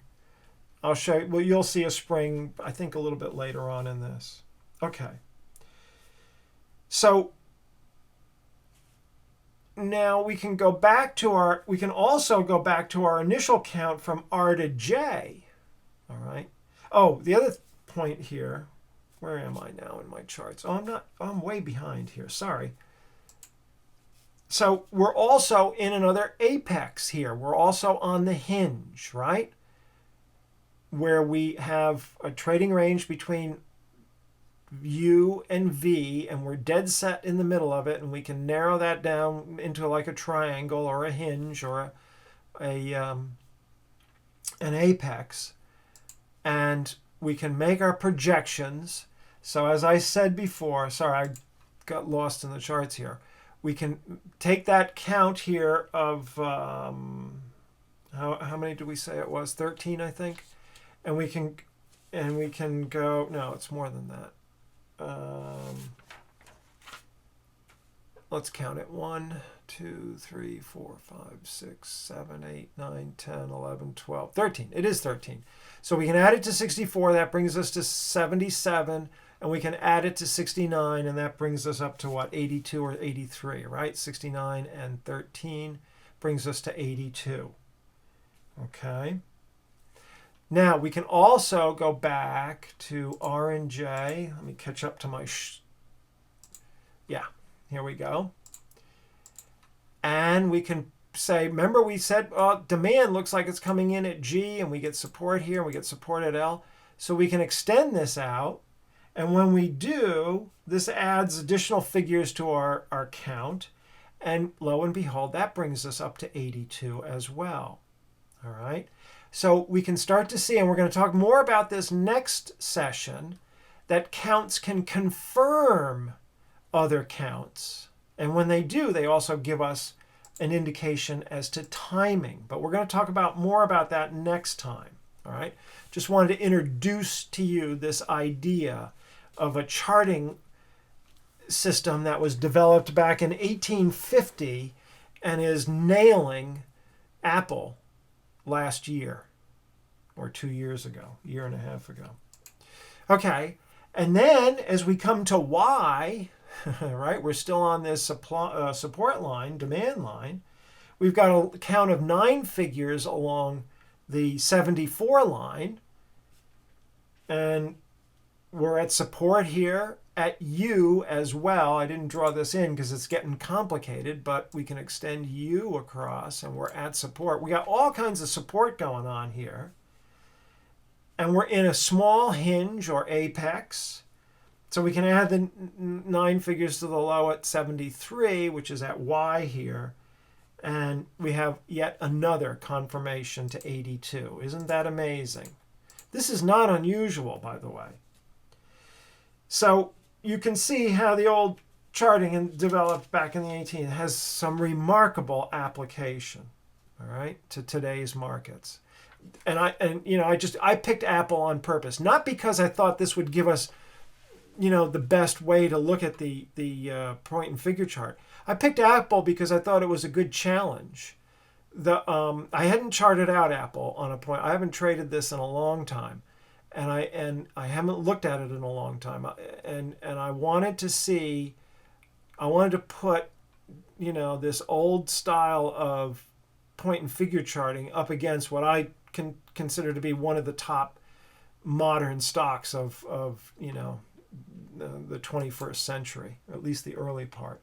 Okay, so I wanted, and I think it's holding up pretty darn good so far. So for accumulation, says Lars, you're looking for a possible clear sign of strength coming in and then start the count from there. Doesn't have to be, no. The accumulation, we can start to see it holding in here at G and L, and we would see it holding there again at R. That often happens. We're going to talk more about this next time, the next session, how to anticipate these things a little bit better. I'm trying to give you the flavor of all of this now. But, we started off, remember, go back to the recording on this. We started off simply with P and J having a count, I think, of, 14 and taking us up to 70, something like that, right? And we thought, okay, that's a pretty good move. From 56 to 70, that could be a nice trade. And so when we started to see strength, we might have bought in here at this, or maybe at this, either one of these tests. Okay, we'd look at our vertical line chart for our entry opportunities, and we would be long from about 60, and we would have a halfway point between 60 and 56. So our stop would be down in here somewhere, and we would look for a trade up to 70. But as we go along, we see the strength coming in at 70. So now we can expand that by looking from R to J, and that brought us up to 73, and that's where the market went. So we'd be conservative, and we start to see the market go sideways. We might still hold on to a piece, or exit out altogether, whatever we would do. But we see that we get shaken out, and then we go into a sideways range, and it's holding supports. There would be other indications on the vertical line chart that we would be looking at to give us a sense of are we still poised to go up. But we have higher highs in here. We can make a count up to 82. We can extend back, and we can see, there's a confirmation. This probably therefore was a line of the area of accumulation that we were talking about. Okay, so yeah, like G to I, that's right. So let's take a break. What do you think? I think I need a break anyway. Hopefully this is helpful to folks. Let me just see where I am on the charts here. Yeah, so we'll come back, and we've got 3 more parts to do. I said it would probably go over 2 hours, and I'm not wrong about that. So let's come back at, how much time do you guys need? Do you need more than 5 minutes, or do you want 10 minutes? What do you want? I don't want to go 15. That's too late. 5 minutes is good. Yeah, that's okay. We'll come back at 7:05. Okay? 7:05.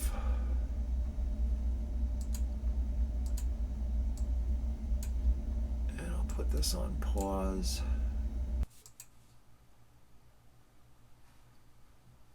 Okay. All right, so we're back. And now that you're starting to get the concepts down, I'm going to probably try to go a little bit quicker so we can cover this material tonight and get through it.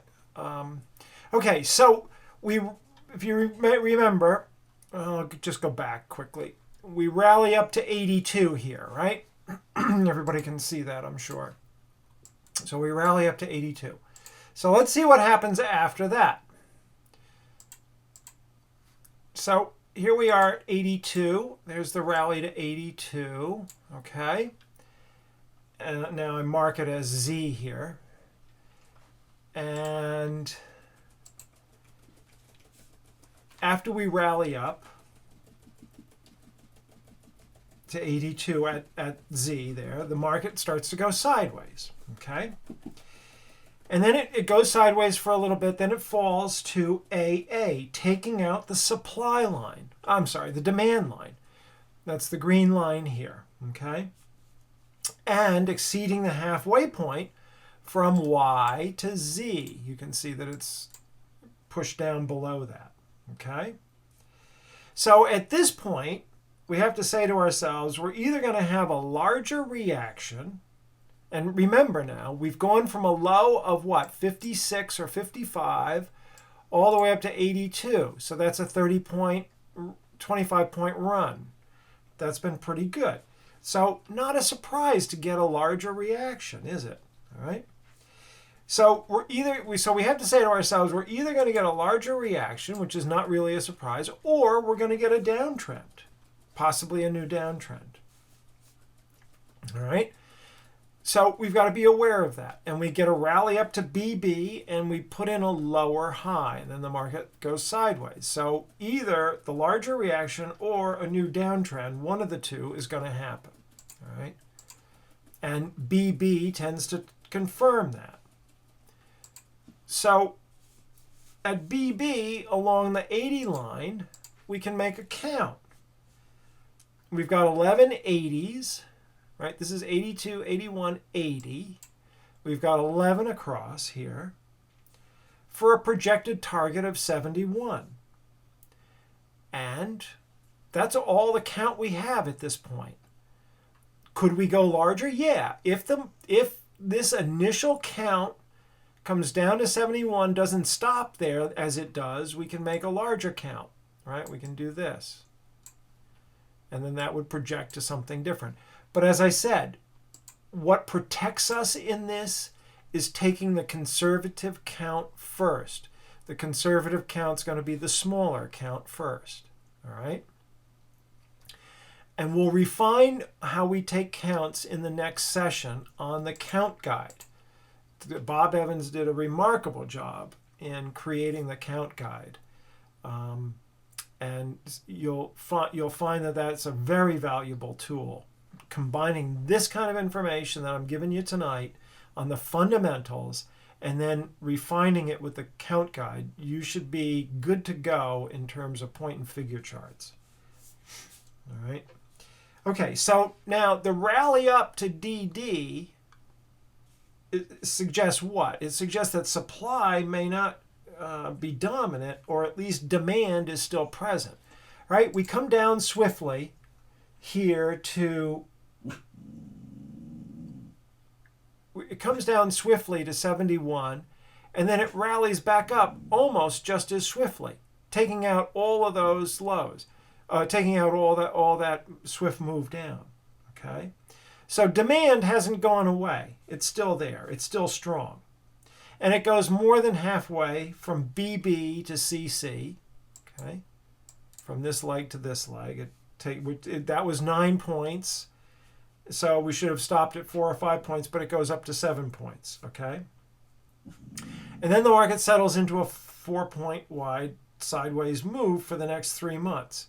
So whatever supply that was there just isn't there anymore. You know, if we were starting a new downtrend, then we would be looking for the market to roll over and go down. It starts to go down, it makes a lower low, it makes a lower high, and then goes sideways. Well, that's not the way downtrends work. Typically, we would see this market move south from here. Steve says he's lost audio and slides. Has everybody else lost audio and slides, or can you still hear and see me? It's all okay. Okay, good. Why? Roy says, why do you think the count works so well to give you targets? Because this assesses distribution and accumulation. Next time we'll talk a little bit about how the market phasing of the market works, and hopefully it'll become a little bit more clear. But as I said, and as your own experience, you know markets don't go up and down on dimes.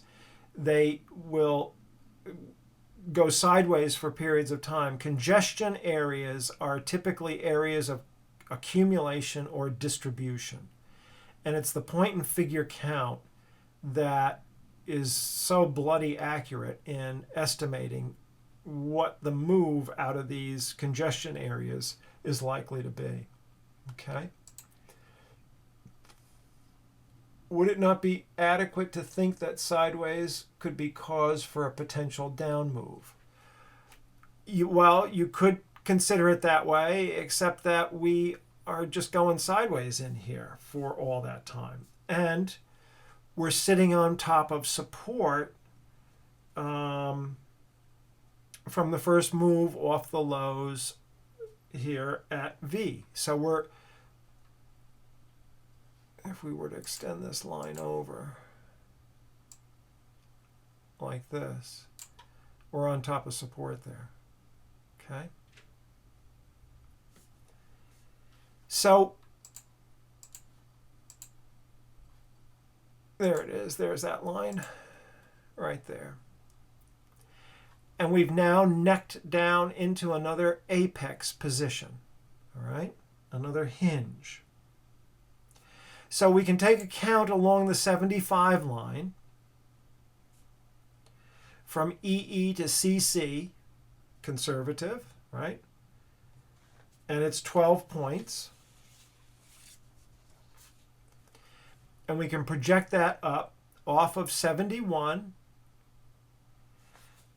And we can also, that's the conservative level, we can also project it off of 74 as well.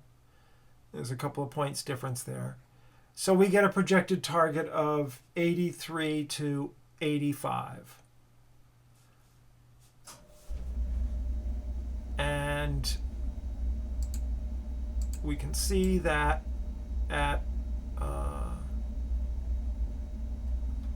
the market pushes up to that level. All right. Hang on a second. Yeah, okay. So now we rally up above resistance here at Z, and at FF, the market holds up on top of the old support at Z. So we can take a count here at the 84 level, but this is only 5. And we've just had a pretty strong sign of strength in here, pushing up above all this months-long resistance, and rallied up. And look at the markup here, how strong that markup is, right? So we can go back to the 74 level, our original count area, and see if there's another phase. And there are several, in fact, but we'll just go from EE all the way over. And we make projections from 104 to 107, coming off of the 71 line and the 74 line, going all the way back. We would make this count first, being conservative. This would add 1, 2, 3, 4, 5, 6, 7 on top of 85. So that would bring us up to 92, which is roughly in here someplace. But the market continues to grind up, so we would then extend our count out to this level, and that brings us up somewhere between 104 and 107, and the market hits 103. Okay?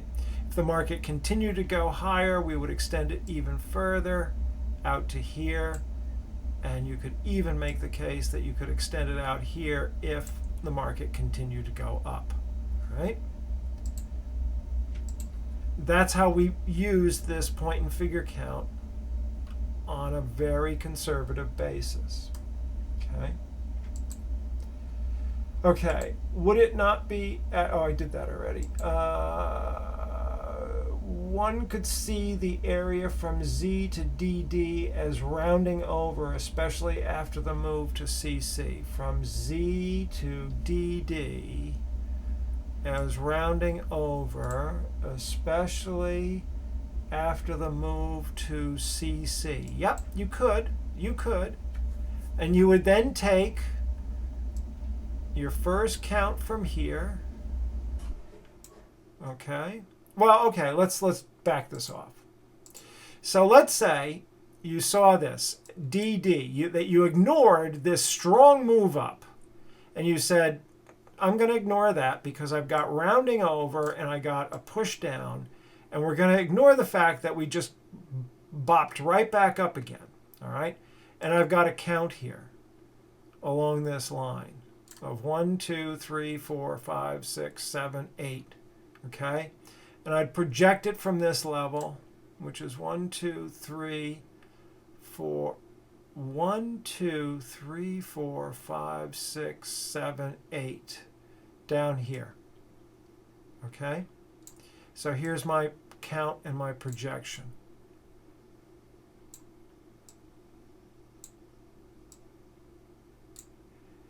And the market falls and goes sideways, and we're in this for February, March, April into May. 1, 2, 3 months.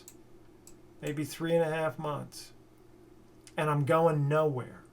Okay? I'm just stuck in the middle here. I mean, you can continue to make counts the other side, but it's telling you that you're not going down. You've got a count that's not being fulfilled after 3 months. We want to get in at the market at the danger point, which means two things. That if we're wrong, we only have a small loss. And the second is that the market should move fairly quickly away from the danger point. Okay? And this isn't doing that if you do this in here. You're not doing that. And you're not meeting your count. All right? So, okay, good. Could CC have been a spring after a shakeout? Nah, I wouldn't consider it a spring. From here, you mean? From Y? Maybe. No, I wouldn't. I wouldn't see it as a spring.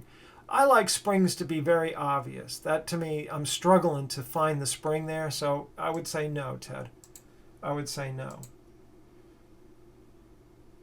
I mean, look, there is a point to be made, though. You've got a low in here, and you got a sort of a secondary low in here. But somewhere in here is support, and it goes underneath support, and it bops back up above it. So while it's maybe not quite a spring, it's telling you that the market is more bullish than bearish because it's not willing to push down. It's not following down through below this level in here, this Y level. Okay? So yeah, in that regard, you can think about it as a spring. When you're adding, Michael says, when you're adding phases to the count or cause, do you refer also to any Wyckoff structure on the bar chart? Sure, such as spring and so on, selling climax, etc., or stick only to point and figure and add counts based on price progress up or down. No, you would definitely look to, and that's what the next session is.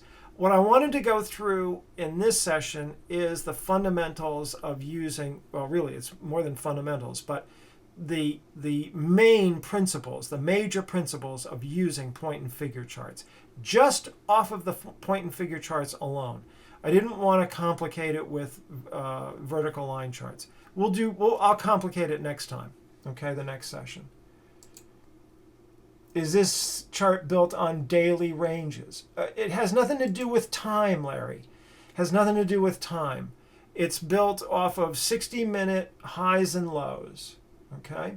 60-minute highs and lows, and it's a one-point figure chart.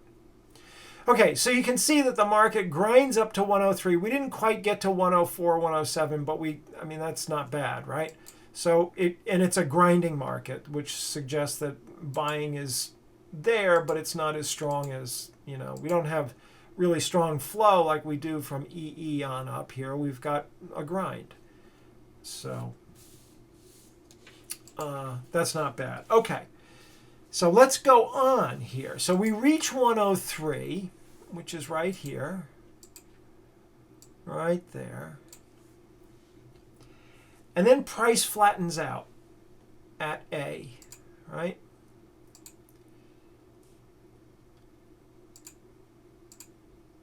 Sorry. Price flattens out at A and makes lower tops here. at B, a lower high, so to speak. So the market wants to react before going higher. All right. Now, there's lots of counts available here. You might be thinking, okay, this is a market that's all set to go flying down. Okay. So we can make a count along the, for example, along the 102 line. We've got a full count of 23, and this would project us down somewhere around 79.80. It's off this chart. It would go so low, right? So we get excited about that. We could also make a count of 25 along the 101 line for a run down even lower to 78 or 76. I'm not showing that here, but you can sort of see that right in here.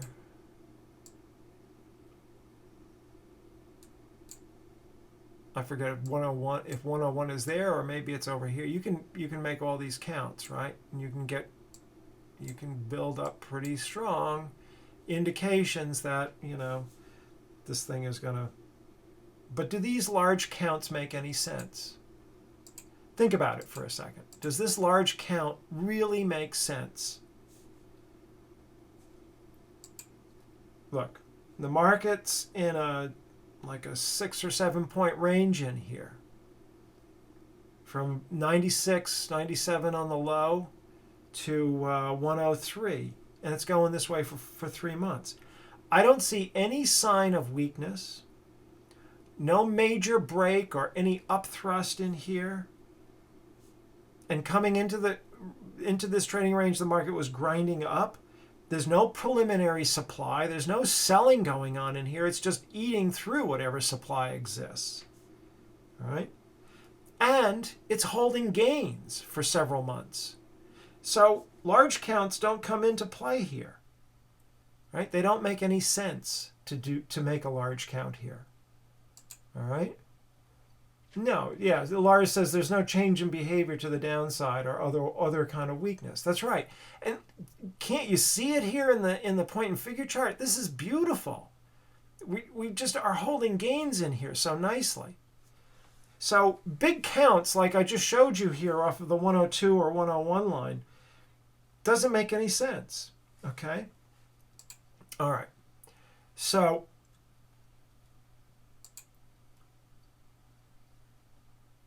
if we were to do a count, we want to be conservative, all right? The first logical phase along 101, the 101 line, is 7. We got 1, 2, 3, 4, 5, 6, 7. Okay, yeah, you can go all the way out and project it down below 80, but that doesn't make sense. Why? Because this thing isn't going anywhere so far. If you're still convinced that you want to be short, take your conservative count first, okay?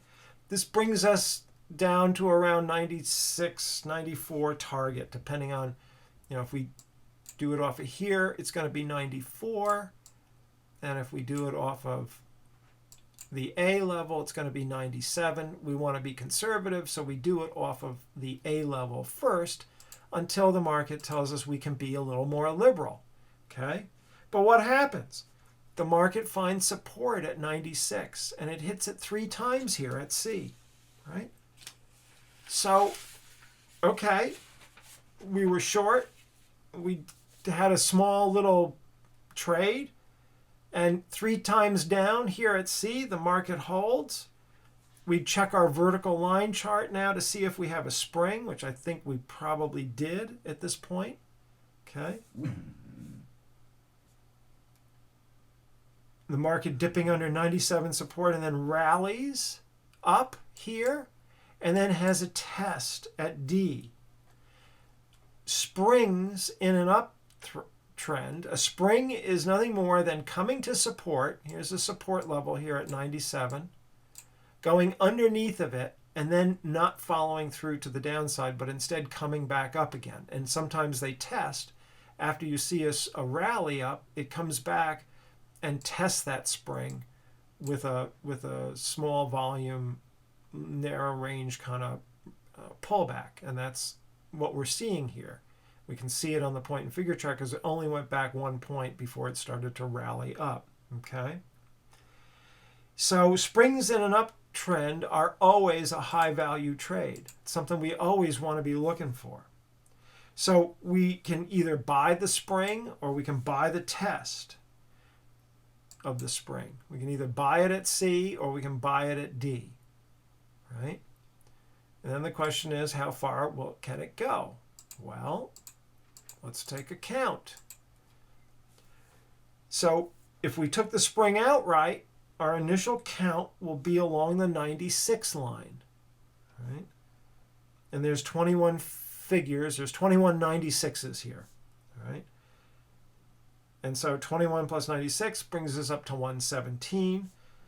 And we can also take a count off of the test here at 98, where the spring was tested at D. We've got 23 98s. And so, and there's larger counts too. We can go back further than this, all the way back into here, and even farther than that, over to here. But we want to be conservative. That's our protection when we're using point and figure charts, okay? So we get a count of somewhere between 121 and 119, and where does the market go? To F. Look at that nice move up, and it stops dead at 119. So the conservative counts between 117 and 121, the market reaches it before reacting. And notice, all the way up, just 1 point reactions, all the way up. Nothing deep, no supply at all coming into this market. Just normal corrective reactions. Note too, this is what I was saying before about risk and reward. Notice the nice risk and reward. We get a stop just below 96, and it doesn't matter whether we take it at 97 or 98. We're talking 1.5 to 2.5 points. Even say 2 to 3 point risk, right? For a 20-point move here.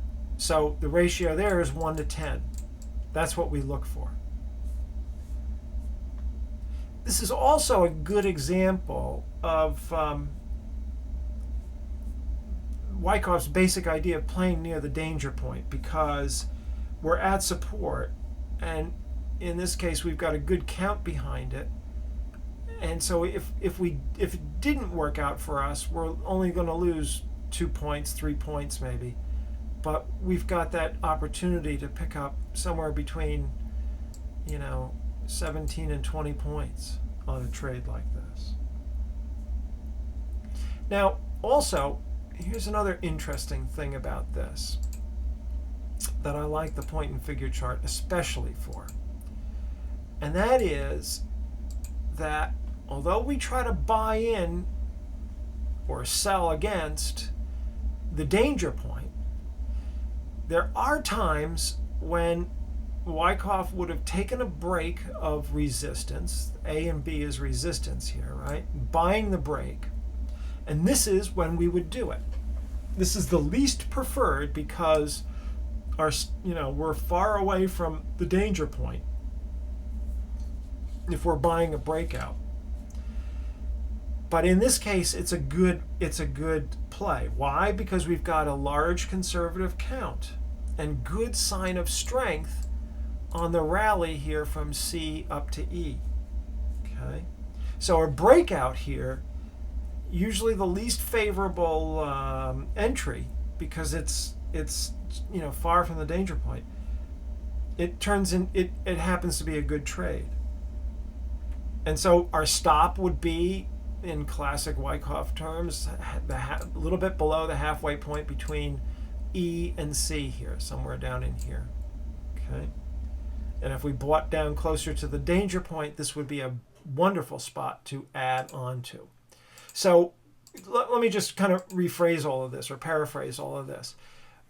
The best times to take trades are when we know that there's strength coming into the market, and particularly when we're close to the danger point and when we can find tests near those danger points, okay?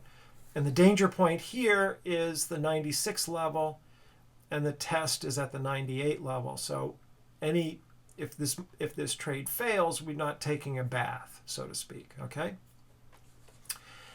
The least favorable is to buy the breakout of resistance.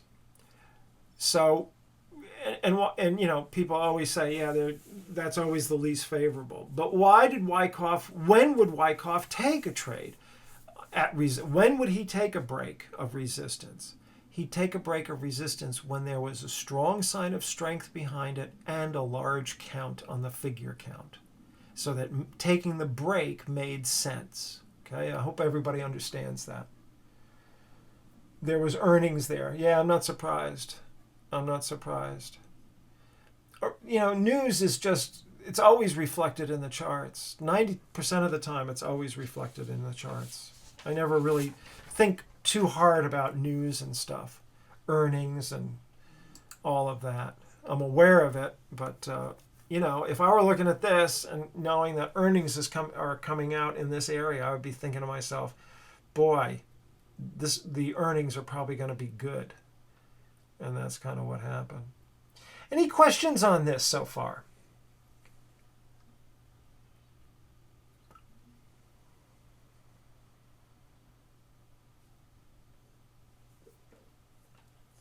It's good stuff. Okay, good. Good. I'm glad to hear that. All right. So let's go on then. Let's continue with Apple. Okay, so it reaches its objectives when it hits 119. And so we would expect a reaction at that point. That's another thing. When we do hit targets, we expect reactions. All right? I mean, that kind of makes sense, but I just thought I would say that in case, you know, don't. So think about it this way. I've worked with a lot of different traders over the years, and a couple, well, more than a couple, several, always had trouble kind of taking trades off when they should have. They held on to them too long. Usually the trade that they were in yesterday or a week ago took off, and they you know, the market takes off. They were in it. They got a nice ride, but they exited their trade, and then the market continued for, you know, another gazillion points up or a gazillion pips up. And then they're kicking themselves. And so then they vow, I'm not going to do that again. I'm not going to leave money on the table. And they would overtrade their position. They'd hold on too long, and the market would react, you know, come back against them, and they'd either lose a good portion of what they gained, or even sometimes they even took losses, losing the whole thing.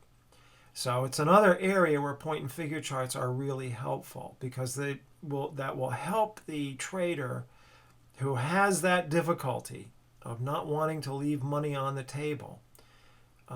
It gives them a marker against which they can trade against.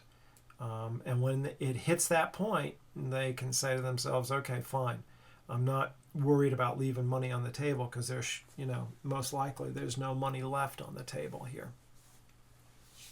All right, so after we hit this objective up here, then Steve says, are these 60-minute charts? It's not time-based, Steve. These are one-point figure charts based off of 60-minute highs and lows. But the key thing is that they're one-point figures. Okay? It's not that they're built off of 60-minute charts, but they're not 60-minute charts. Okay, so now we start to react. Now look at this reaction. It's a little different than what we've seen in the previous reactions. Here we're starting to see lower lows at G, okay, being made down here. And we can see that the down moves here and here and here are mostly larger than the upswings, right? So seeing this, we know we need to wait for the lows to bottom out. And they do finally at H, right? So do we take a trade here? Well, there's only a count of 5 across the lows. You know, if we box this in, I can't remember if I boxed it in or not. Let me see. No, didn't. So there's only a count of 5 across here. The 3 figures and then the 2 spaces in between. Okay. And so that would only take us up to 112, which is about the halfway point from F to H, up to 112, which is basically where this market goes. Okay. Not a surprise. So there's 2 things to note here. First, the market runs up to 114, which is a little bit higher than the halfway mark. All right, we're at, I think this is 119 and 107. So if we average that, it would be, would show us 113, I think. 112 and a half, 113, something like that. So this is showing a bit of strength, right? And the rally from H to I was pretty strong. Compare that to the prior rallies. Up here and here and here and here. Suddenly we're getting some life coming in. Okay? Again, it's not telling us jump into the market. It's telling us to perk up our ears and be alert. All right? It's suggesting that we're starting to see a little change in behavior and that the down move can be coming to a close pretty soon. All right, but then we get a move down to J, we make a lower low, and it's pretty swift, that move. So if we took a conservative count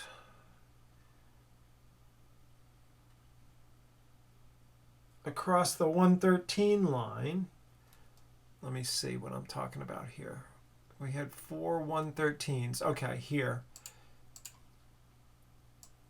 4 113s. And the move to J is 1, 2, 3, 4, 5, 6, 7, 8, 9 points. Okay? So this suggested 4 or 5, and we get down 4 points rather. This gets down to 9. So we have to note that supply is still in the market. All right? Now notice we get a spring here, but we might not want to take that spring because of the way this market is acting here. Didn't hurt us necessarily if we did, but we sat through a lot of stuff here, nonsense here, okay? But so kind of what I'm saying here between the lines is that the point and figure chart can keep you out of a market when you ought to be out if you're reading it correctly, all right? This kind of move down here suggests maybe not the best. I'd wait a little bit and look for a sign of strength to come in.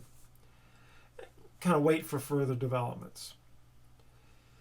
So then the key question then becomes, is this really supply entering the market? Well, the next rally is usually going to tell us whether there's supply or not. All right. So the rally up to K gets checked around I, a little bit less than that. But it's swift and it's strong. So that suggests demand is coming in. But you may still be stubborn and think, okay, this is going to be weak and take us down. So we make a count along the 112 line. And there's going to be, 10 figures across here for a projection down to 103, 102, 104. I think this might actually be a mistake because it's 114. 1, 2, 3, 4, 5, 6, 7, 8, 9, 10. Yeah, so this should read 103 to 104, not 103 to 102 to 104, not 103 to 104. Sorry, I made that error. So yeah, and you might even be thinking, oh, okay, this can even go down to 93 or 85. Make a really good low down here. Because if we look across, there's like 20 some odd figures across here. And so we could get, like a big move down. So let's say you get short around 12, all right? But look at what happens. First, we don't get a swift move down, do we? We moved down really fast earlier from I to J, and now we're not making that kind of swift move down. Let me clean this chart up.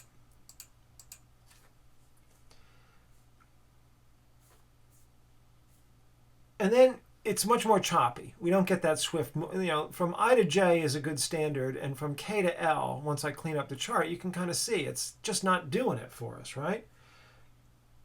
And we start to hold a higher low after coming down here to 106. Instead of going all the way down to 105, we're holding a higher low here at 106. And then we rally back up above the low of 107, where the market was supported at H and at J, really several times before, okay? So we're not making our full count. We dip down below this level twice now and then push back up above it, and it seems like at 106 we're testing it. So we have to be saying to ourselves, we can't be short here. We've got to get out of that short, and really we want to be long, because what we're seeing in here is support holding along the 107 line. And we can make a count here, and that projects up to 125, 126, 124 area. Right? There's 19 across here. You add it to the low of 105, and you can add it to the 107 level. So we would be adding the 19 to this and to this, and that would project up to 124 to 126. Okay? And when we make that projection, it'll take us above resistance. Note, too, that we're also just a little above this line over here, above support. All right? Now, as we approach 125, we would note that we're moving really strongly. We're pushing up. I mean, we're not getting, we drive up, we go sideways for 2 points, we drive up 2 or 3 points, we drive up. So odds favor we're going to exceed this count. So we can take a more aggressive count. And we do that along the 110 line, where the market came up and came back down again. Okay? That gives us there's 23 figures across here, if I added correctly. We add that to 105 down here at J, and also at 110. And so we would get a count from between 128 to 133. All right? And look at where the market goes. It hits 133. Okay, some comments here. Am I going to explain springs next week? Well, we'll talk about them in context of point and figure charts. What about the background with that big move? Well, you've got that big move up. Yeah, you've got strength in here.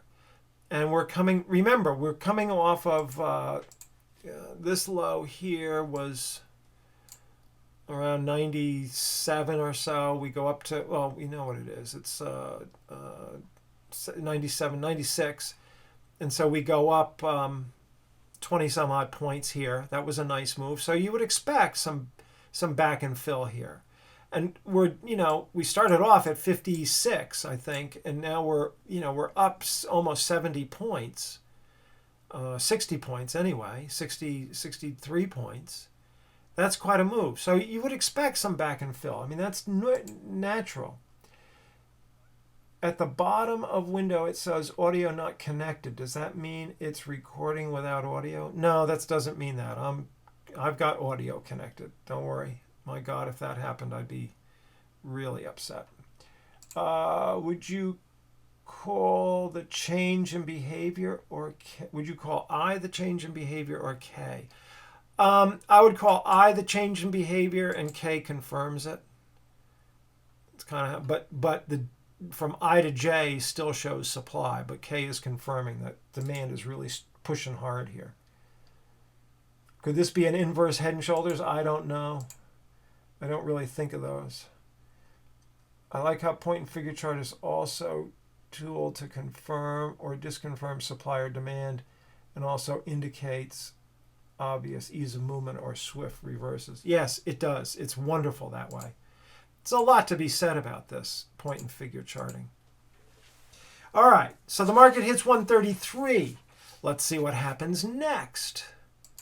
We've been going up all this time. Let's do the last part of this as we come on to 8 o'clock Eastern time. Almost 3 hours. Sorry, and we didn't even, I was going to try to do all of do the count guide in 2 hours, and I knew that it wasn't going to happen. So that's why we're doing 2 sessions. Yep, there is a jump across the creek and a back up. That's right. That's what you were seeing here with this sign of strength. This is, again, resistance. You jump across that resistance, or what they call the creek, and now you're coming back up and testing that resistance to see if it's good support, and it is. And the market pushes higher. We'll talk about that next time. Okay, so now let's take a look at the last segment here that I want to do tonight. And this, we've been looking on the upside. We started off looking at the downside, and then we were looking at the upside. So let's look at the swift move down into August. Everybody remembers that. Surprised everybody except for those of us who've been tracking this stuff. We were talking about in deep practice that we were anticipating a decent move at somewhere in, I think we were talking about this in June and July, that we were looking at monthly charts and weekly charts. I think I brought in the quarterly chart at that point and said, we're getting shortening of the thrust in the quarterly. We could see a good move down. And that's exactly what happened.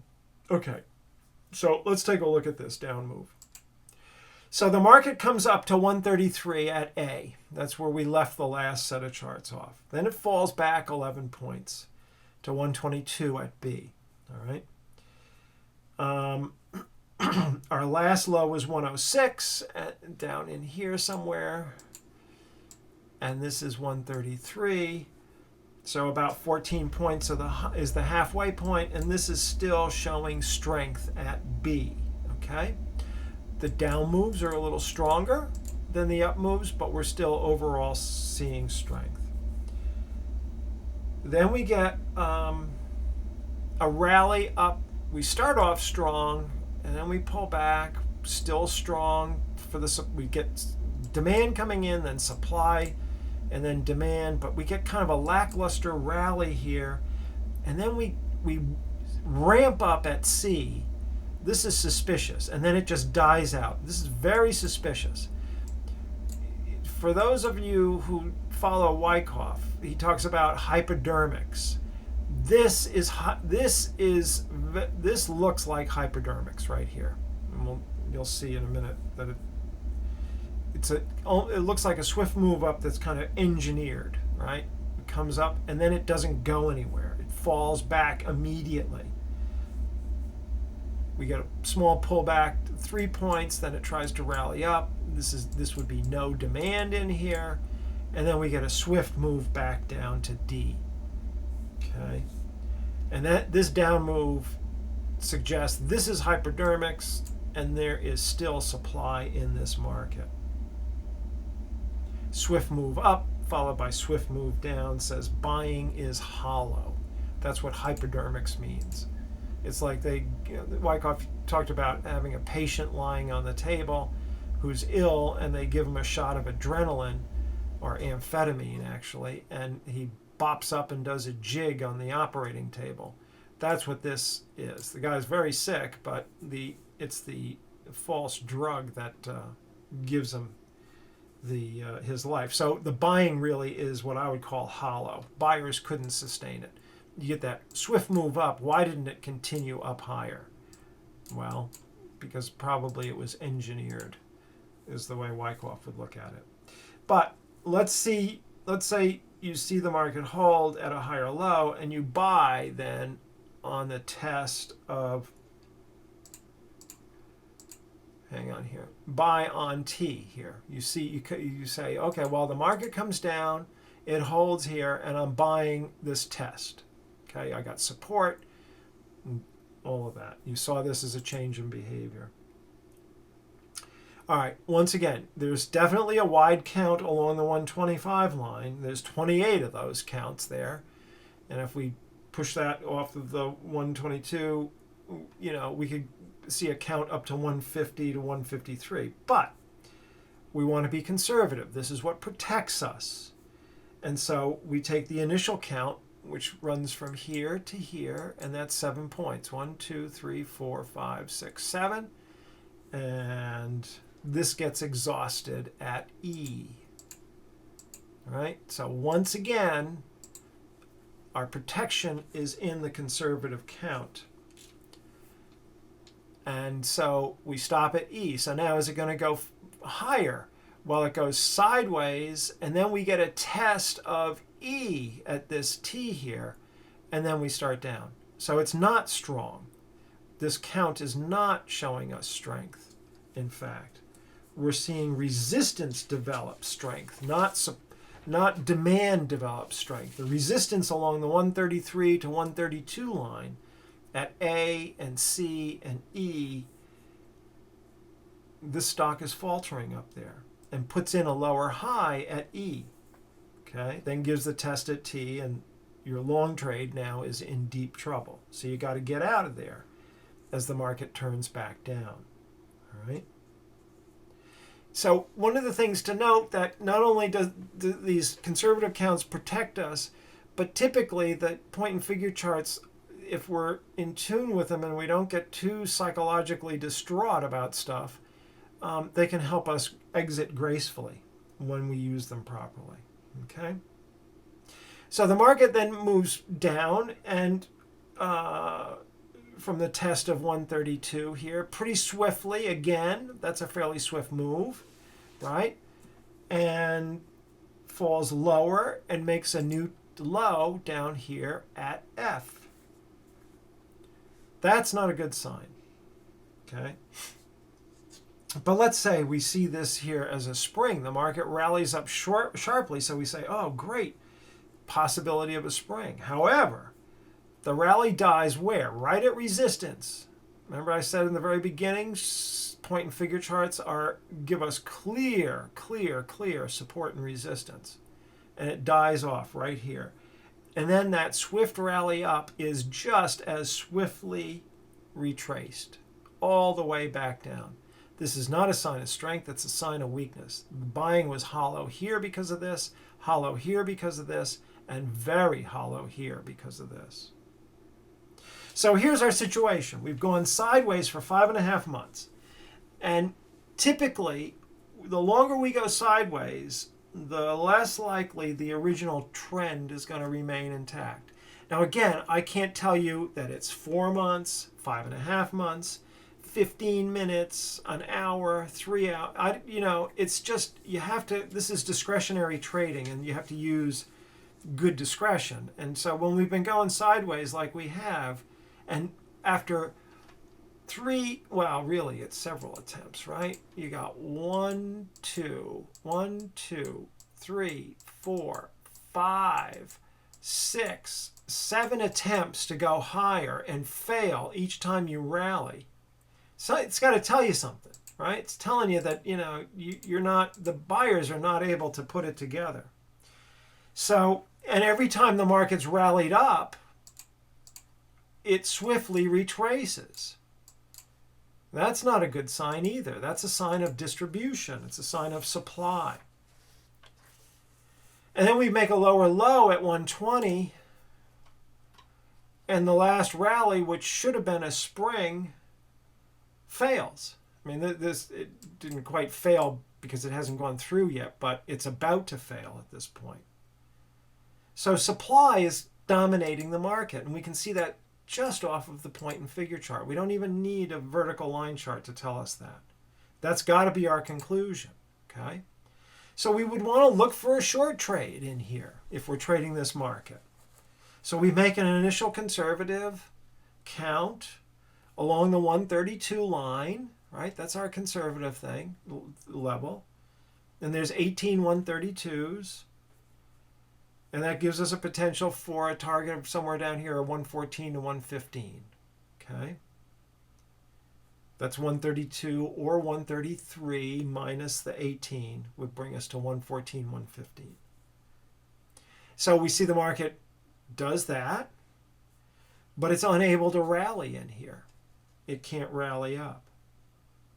and it's hitting resistance at 120.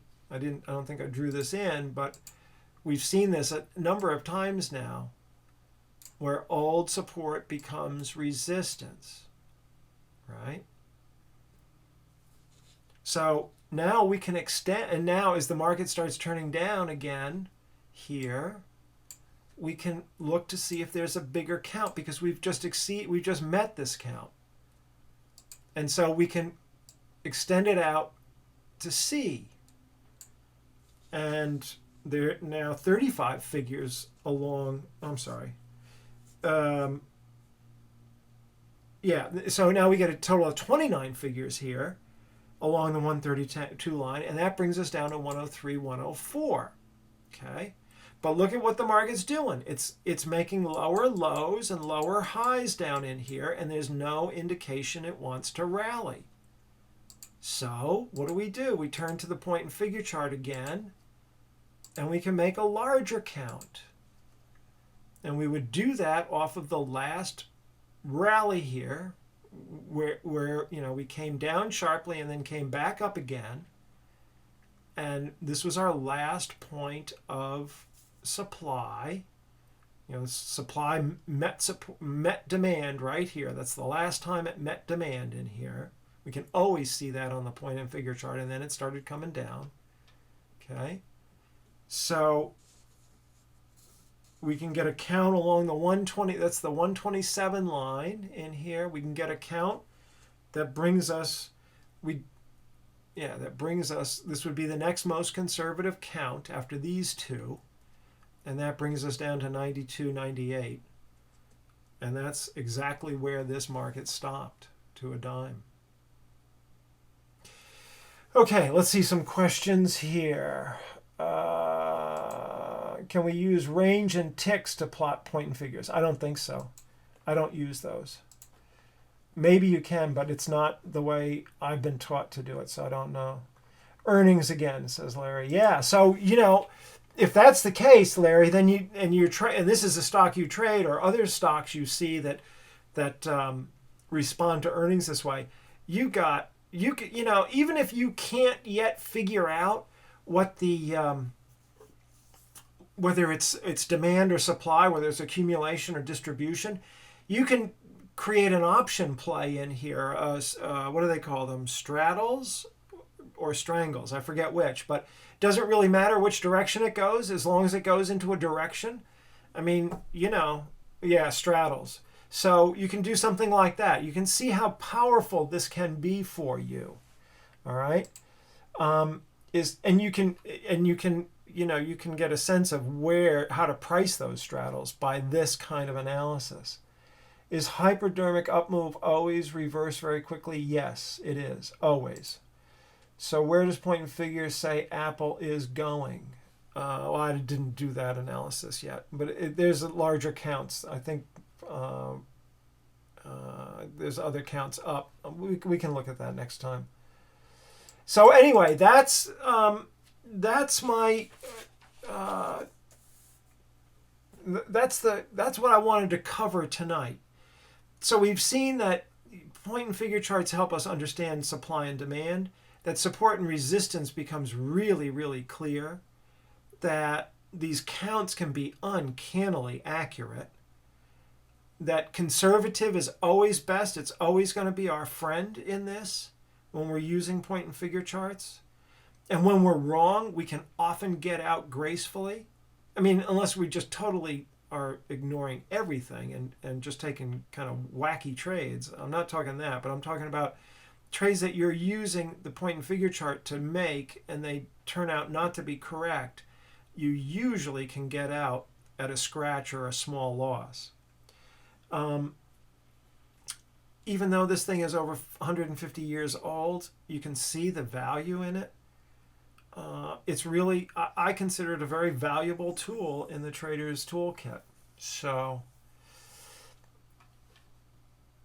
let's see some other questions. How do you plot smaller time frames such as 5 or 15 minutes? Same way. No different. Go to your software and try 15-minute chart of the S&Ps on a 1 to 1 point figure chart basis. You'll see that. If you want to tie it into the way we use the Weiss wave, you do a 3/4 point instead of 1 point. And you will start to see that the Weiss wave is really a point and figure chart in disguise. Okay. If we use time-based time frames like 15, 60 minute, would we have different point and figure charts then? Yeah, because you're using a little bit different time frame. That's right. Not if you're it's not so much the time frame that matters, it's the box size, if you will. All right. So if we were tracking the S&Ps, for example, I would, maybe be using, on a swing trading basis, use a 5-point or a 15-point chart. And even if I use 60-minute or 15-minute charts, I'm going to get basically the same. I'm going to get, a 5-point figure chart or a 15-point figure chart. If I use a 1-point figure chart, I'm going to get a 1-point figure chart. It's the box size that determines the figure chart, not the time frame. When you are but time frame factors into it in the sense that when you're trading if you're trading intraday off of a 5-minute chart, that's your time frame, then you're not going to use a 15-point figure chart, because 15 points is a fairly average day in the S&Ps. That's the range of the day in the S&Ps. You've got to go to a smaller box size, if you will, smaller point and figure chart. Okay. How can you use them to differentiate accumulation and distribution? I think, Richard, we've been going through that kind of all session here. We differentiate accumulation and distribution on the point and figure charts by looking at the background, the Wyckoff story, and making logical assessments from there. Accounts seem highly subjective, that account can be found to support any move after the fact. What am I missing? You're missing the background. Gosh, I don't know how to explain this any more clearly. You cannot focus on the count. That's not the point. You have to focus on what the market is doing. You've got to be able to read that. If it's holding support, you want to be thinking about going long. In any spot of support, I can show you a down count, and a sizable one, I'm sure. I can probably find that. But those are not going to be what I'm going to be looking at. I'm going to be looking at up counts. I'm going to be looking at bullishness, because I'm looking at things like shortening of the thrust, changes of behavior, larger moves up than down, swift moves up versus swift moves down, choppy moves showing that there's not supply, support holding, markups, higher highs, higher lows. All of those things factor into it. We don't just make up counts and then say, well, which is it? Let me flip a coin. That's not going to get you anywhere. If you want to be a trader, you need to learn how to read the market by these, as I say, these multiple points of information to build yourself a story. If you just go in there blind, you go in there naked with no pants on and say, oh, there's a count, I'm going to take it, I guarantee you, you're going to lose your pants. You're not going to be able to, you won't have anything to wear. I don't know how much more clearly I can make that. They're subjective when you approach the market as a subjective enterprise. When you start to look at the market more objectively by its own actions and understand what it's doing and how it's moving, and whether demand or supply, buyers or sellers are more dominant, then it becomes objective. And then you use the point and figure charts in an objective way. When will the recording be available? A few days, I'm sure. At the next session, could we see examples in a lower time frame? Yeah, I don't want to spend too much time on that because it doesn't really matter. And I put a lot of effort into this, and I don't want to you focus on the principles, not the time frames here. Would you care to say a little bit more about a bit of the chap you will talk about in the next session. Bob Evans. Yeah, Bob Evans was the he took over Wyckoff Associates. He studied under Wyckoff himself. Wyckoff died at an early age. Bob Evans was a young trader at the time. He embraced the Wyckoff method like nobody's business. He began in the 1940s to make recordings every week on stocks of interest. And he would send those, he'd actually send the tape recorder, because back in the 1940s there weren't, it was a reel-to-reel tape recorder, but people couldn't afford them. They were very expensive. And so he would have a list of maybe 10 people, and he'd send the tape recorder around with the tapes. It was so funny. And then people got tape recorders, and he'd just send around the tapes. But he did that every week from 1940 something, early 1940s to the mid 1960s, maybe even into the maybe late 60s. I don't know, but some 20 some odd years, and I've listened to most of those tapes over the years. He was quite a great trader and one heck of a great educator. Must say he was. I wish I had known him. I mean, there are a few people in my life that I regret never having known, and he certainly was one. Had he still been alive when I started trading, I would have given my eye teeth to have worked with him. That's how much esteem I hold that fellow in.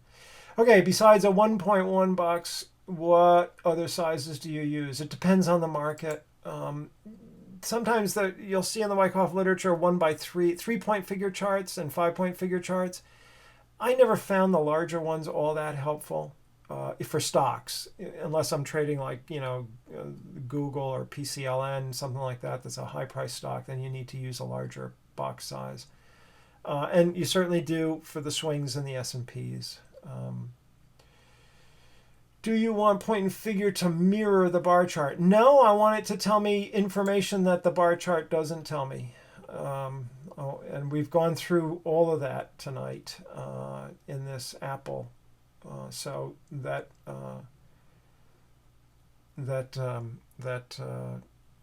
listen to this a couple of times. You'll begin to see it. And also next week we'll start to pull this stuff together a little bit better for you. Victor says, makes sense you only care about the count after a story has told you the potential direction. Yeah, it's like analogous to coming in and looking at the right edge of the chart and seeing a dancing crow candlestick pattern and saying I'm going to go long or short based on that candle. And it's just, that's, people do it. They do it all the time. But it kills their account. Or they read about, a trade in a textbook on trading, and they see it set up, and that's all they're looking at is the indicator reaches a certain level, then I'm going to buy or sell, whatever the case may be, and that's what they do, and they get their hat handed to them. It's never about those trades set up. It's always about the background of the market. If you understand the background of the market, what the structure is in the market, you can apply any methodology, any indicator or any trade setup, as long as it's working within that market structure, you should be able to do well. So yeah, the story is really important. Your effort is very apparent. I've tried some time to learn this. You've added a lot. Good. I'm glad to hear that. Wow. Are those tapes still available? Yeah, probably on the Wyckoff SMI site, the Stock Market Institute. This was useful. I like the case study approach, says Ted. And I love the integration of point and figure with reading the market. Also, thank you for emphasizing and re-emphasizing that background trumps all. Absolutely. One of these days, I might write a book. I don't know. It was a pain in the neck to write the other one. But if I did, that's the first chapter that I would start with. In fact, David does in his book. Look at David Weiss's book, Trades About to Happen, and see where he starts. He starts with trend lines. That's the structure of the market that tells you the background. All right. Okay. Good. All right, everybody. I think that's it. If you have questions, send them to me by Sunday noontime, no later. And if you got questions about a chart, geez, attach the chart. Don't make me go create the charts to try to figure out what you're talking about. But I'm happy to, we'll spend a section next time, and figure it's going to be 3 hours like this. We'll spend a section on questions next time that you send in. Okay? All right, everybody. Have a great week, and have a good weekend when it comes up, and I'll see you next Tuesday. Thanks a lot. Take care now, and bye-bye.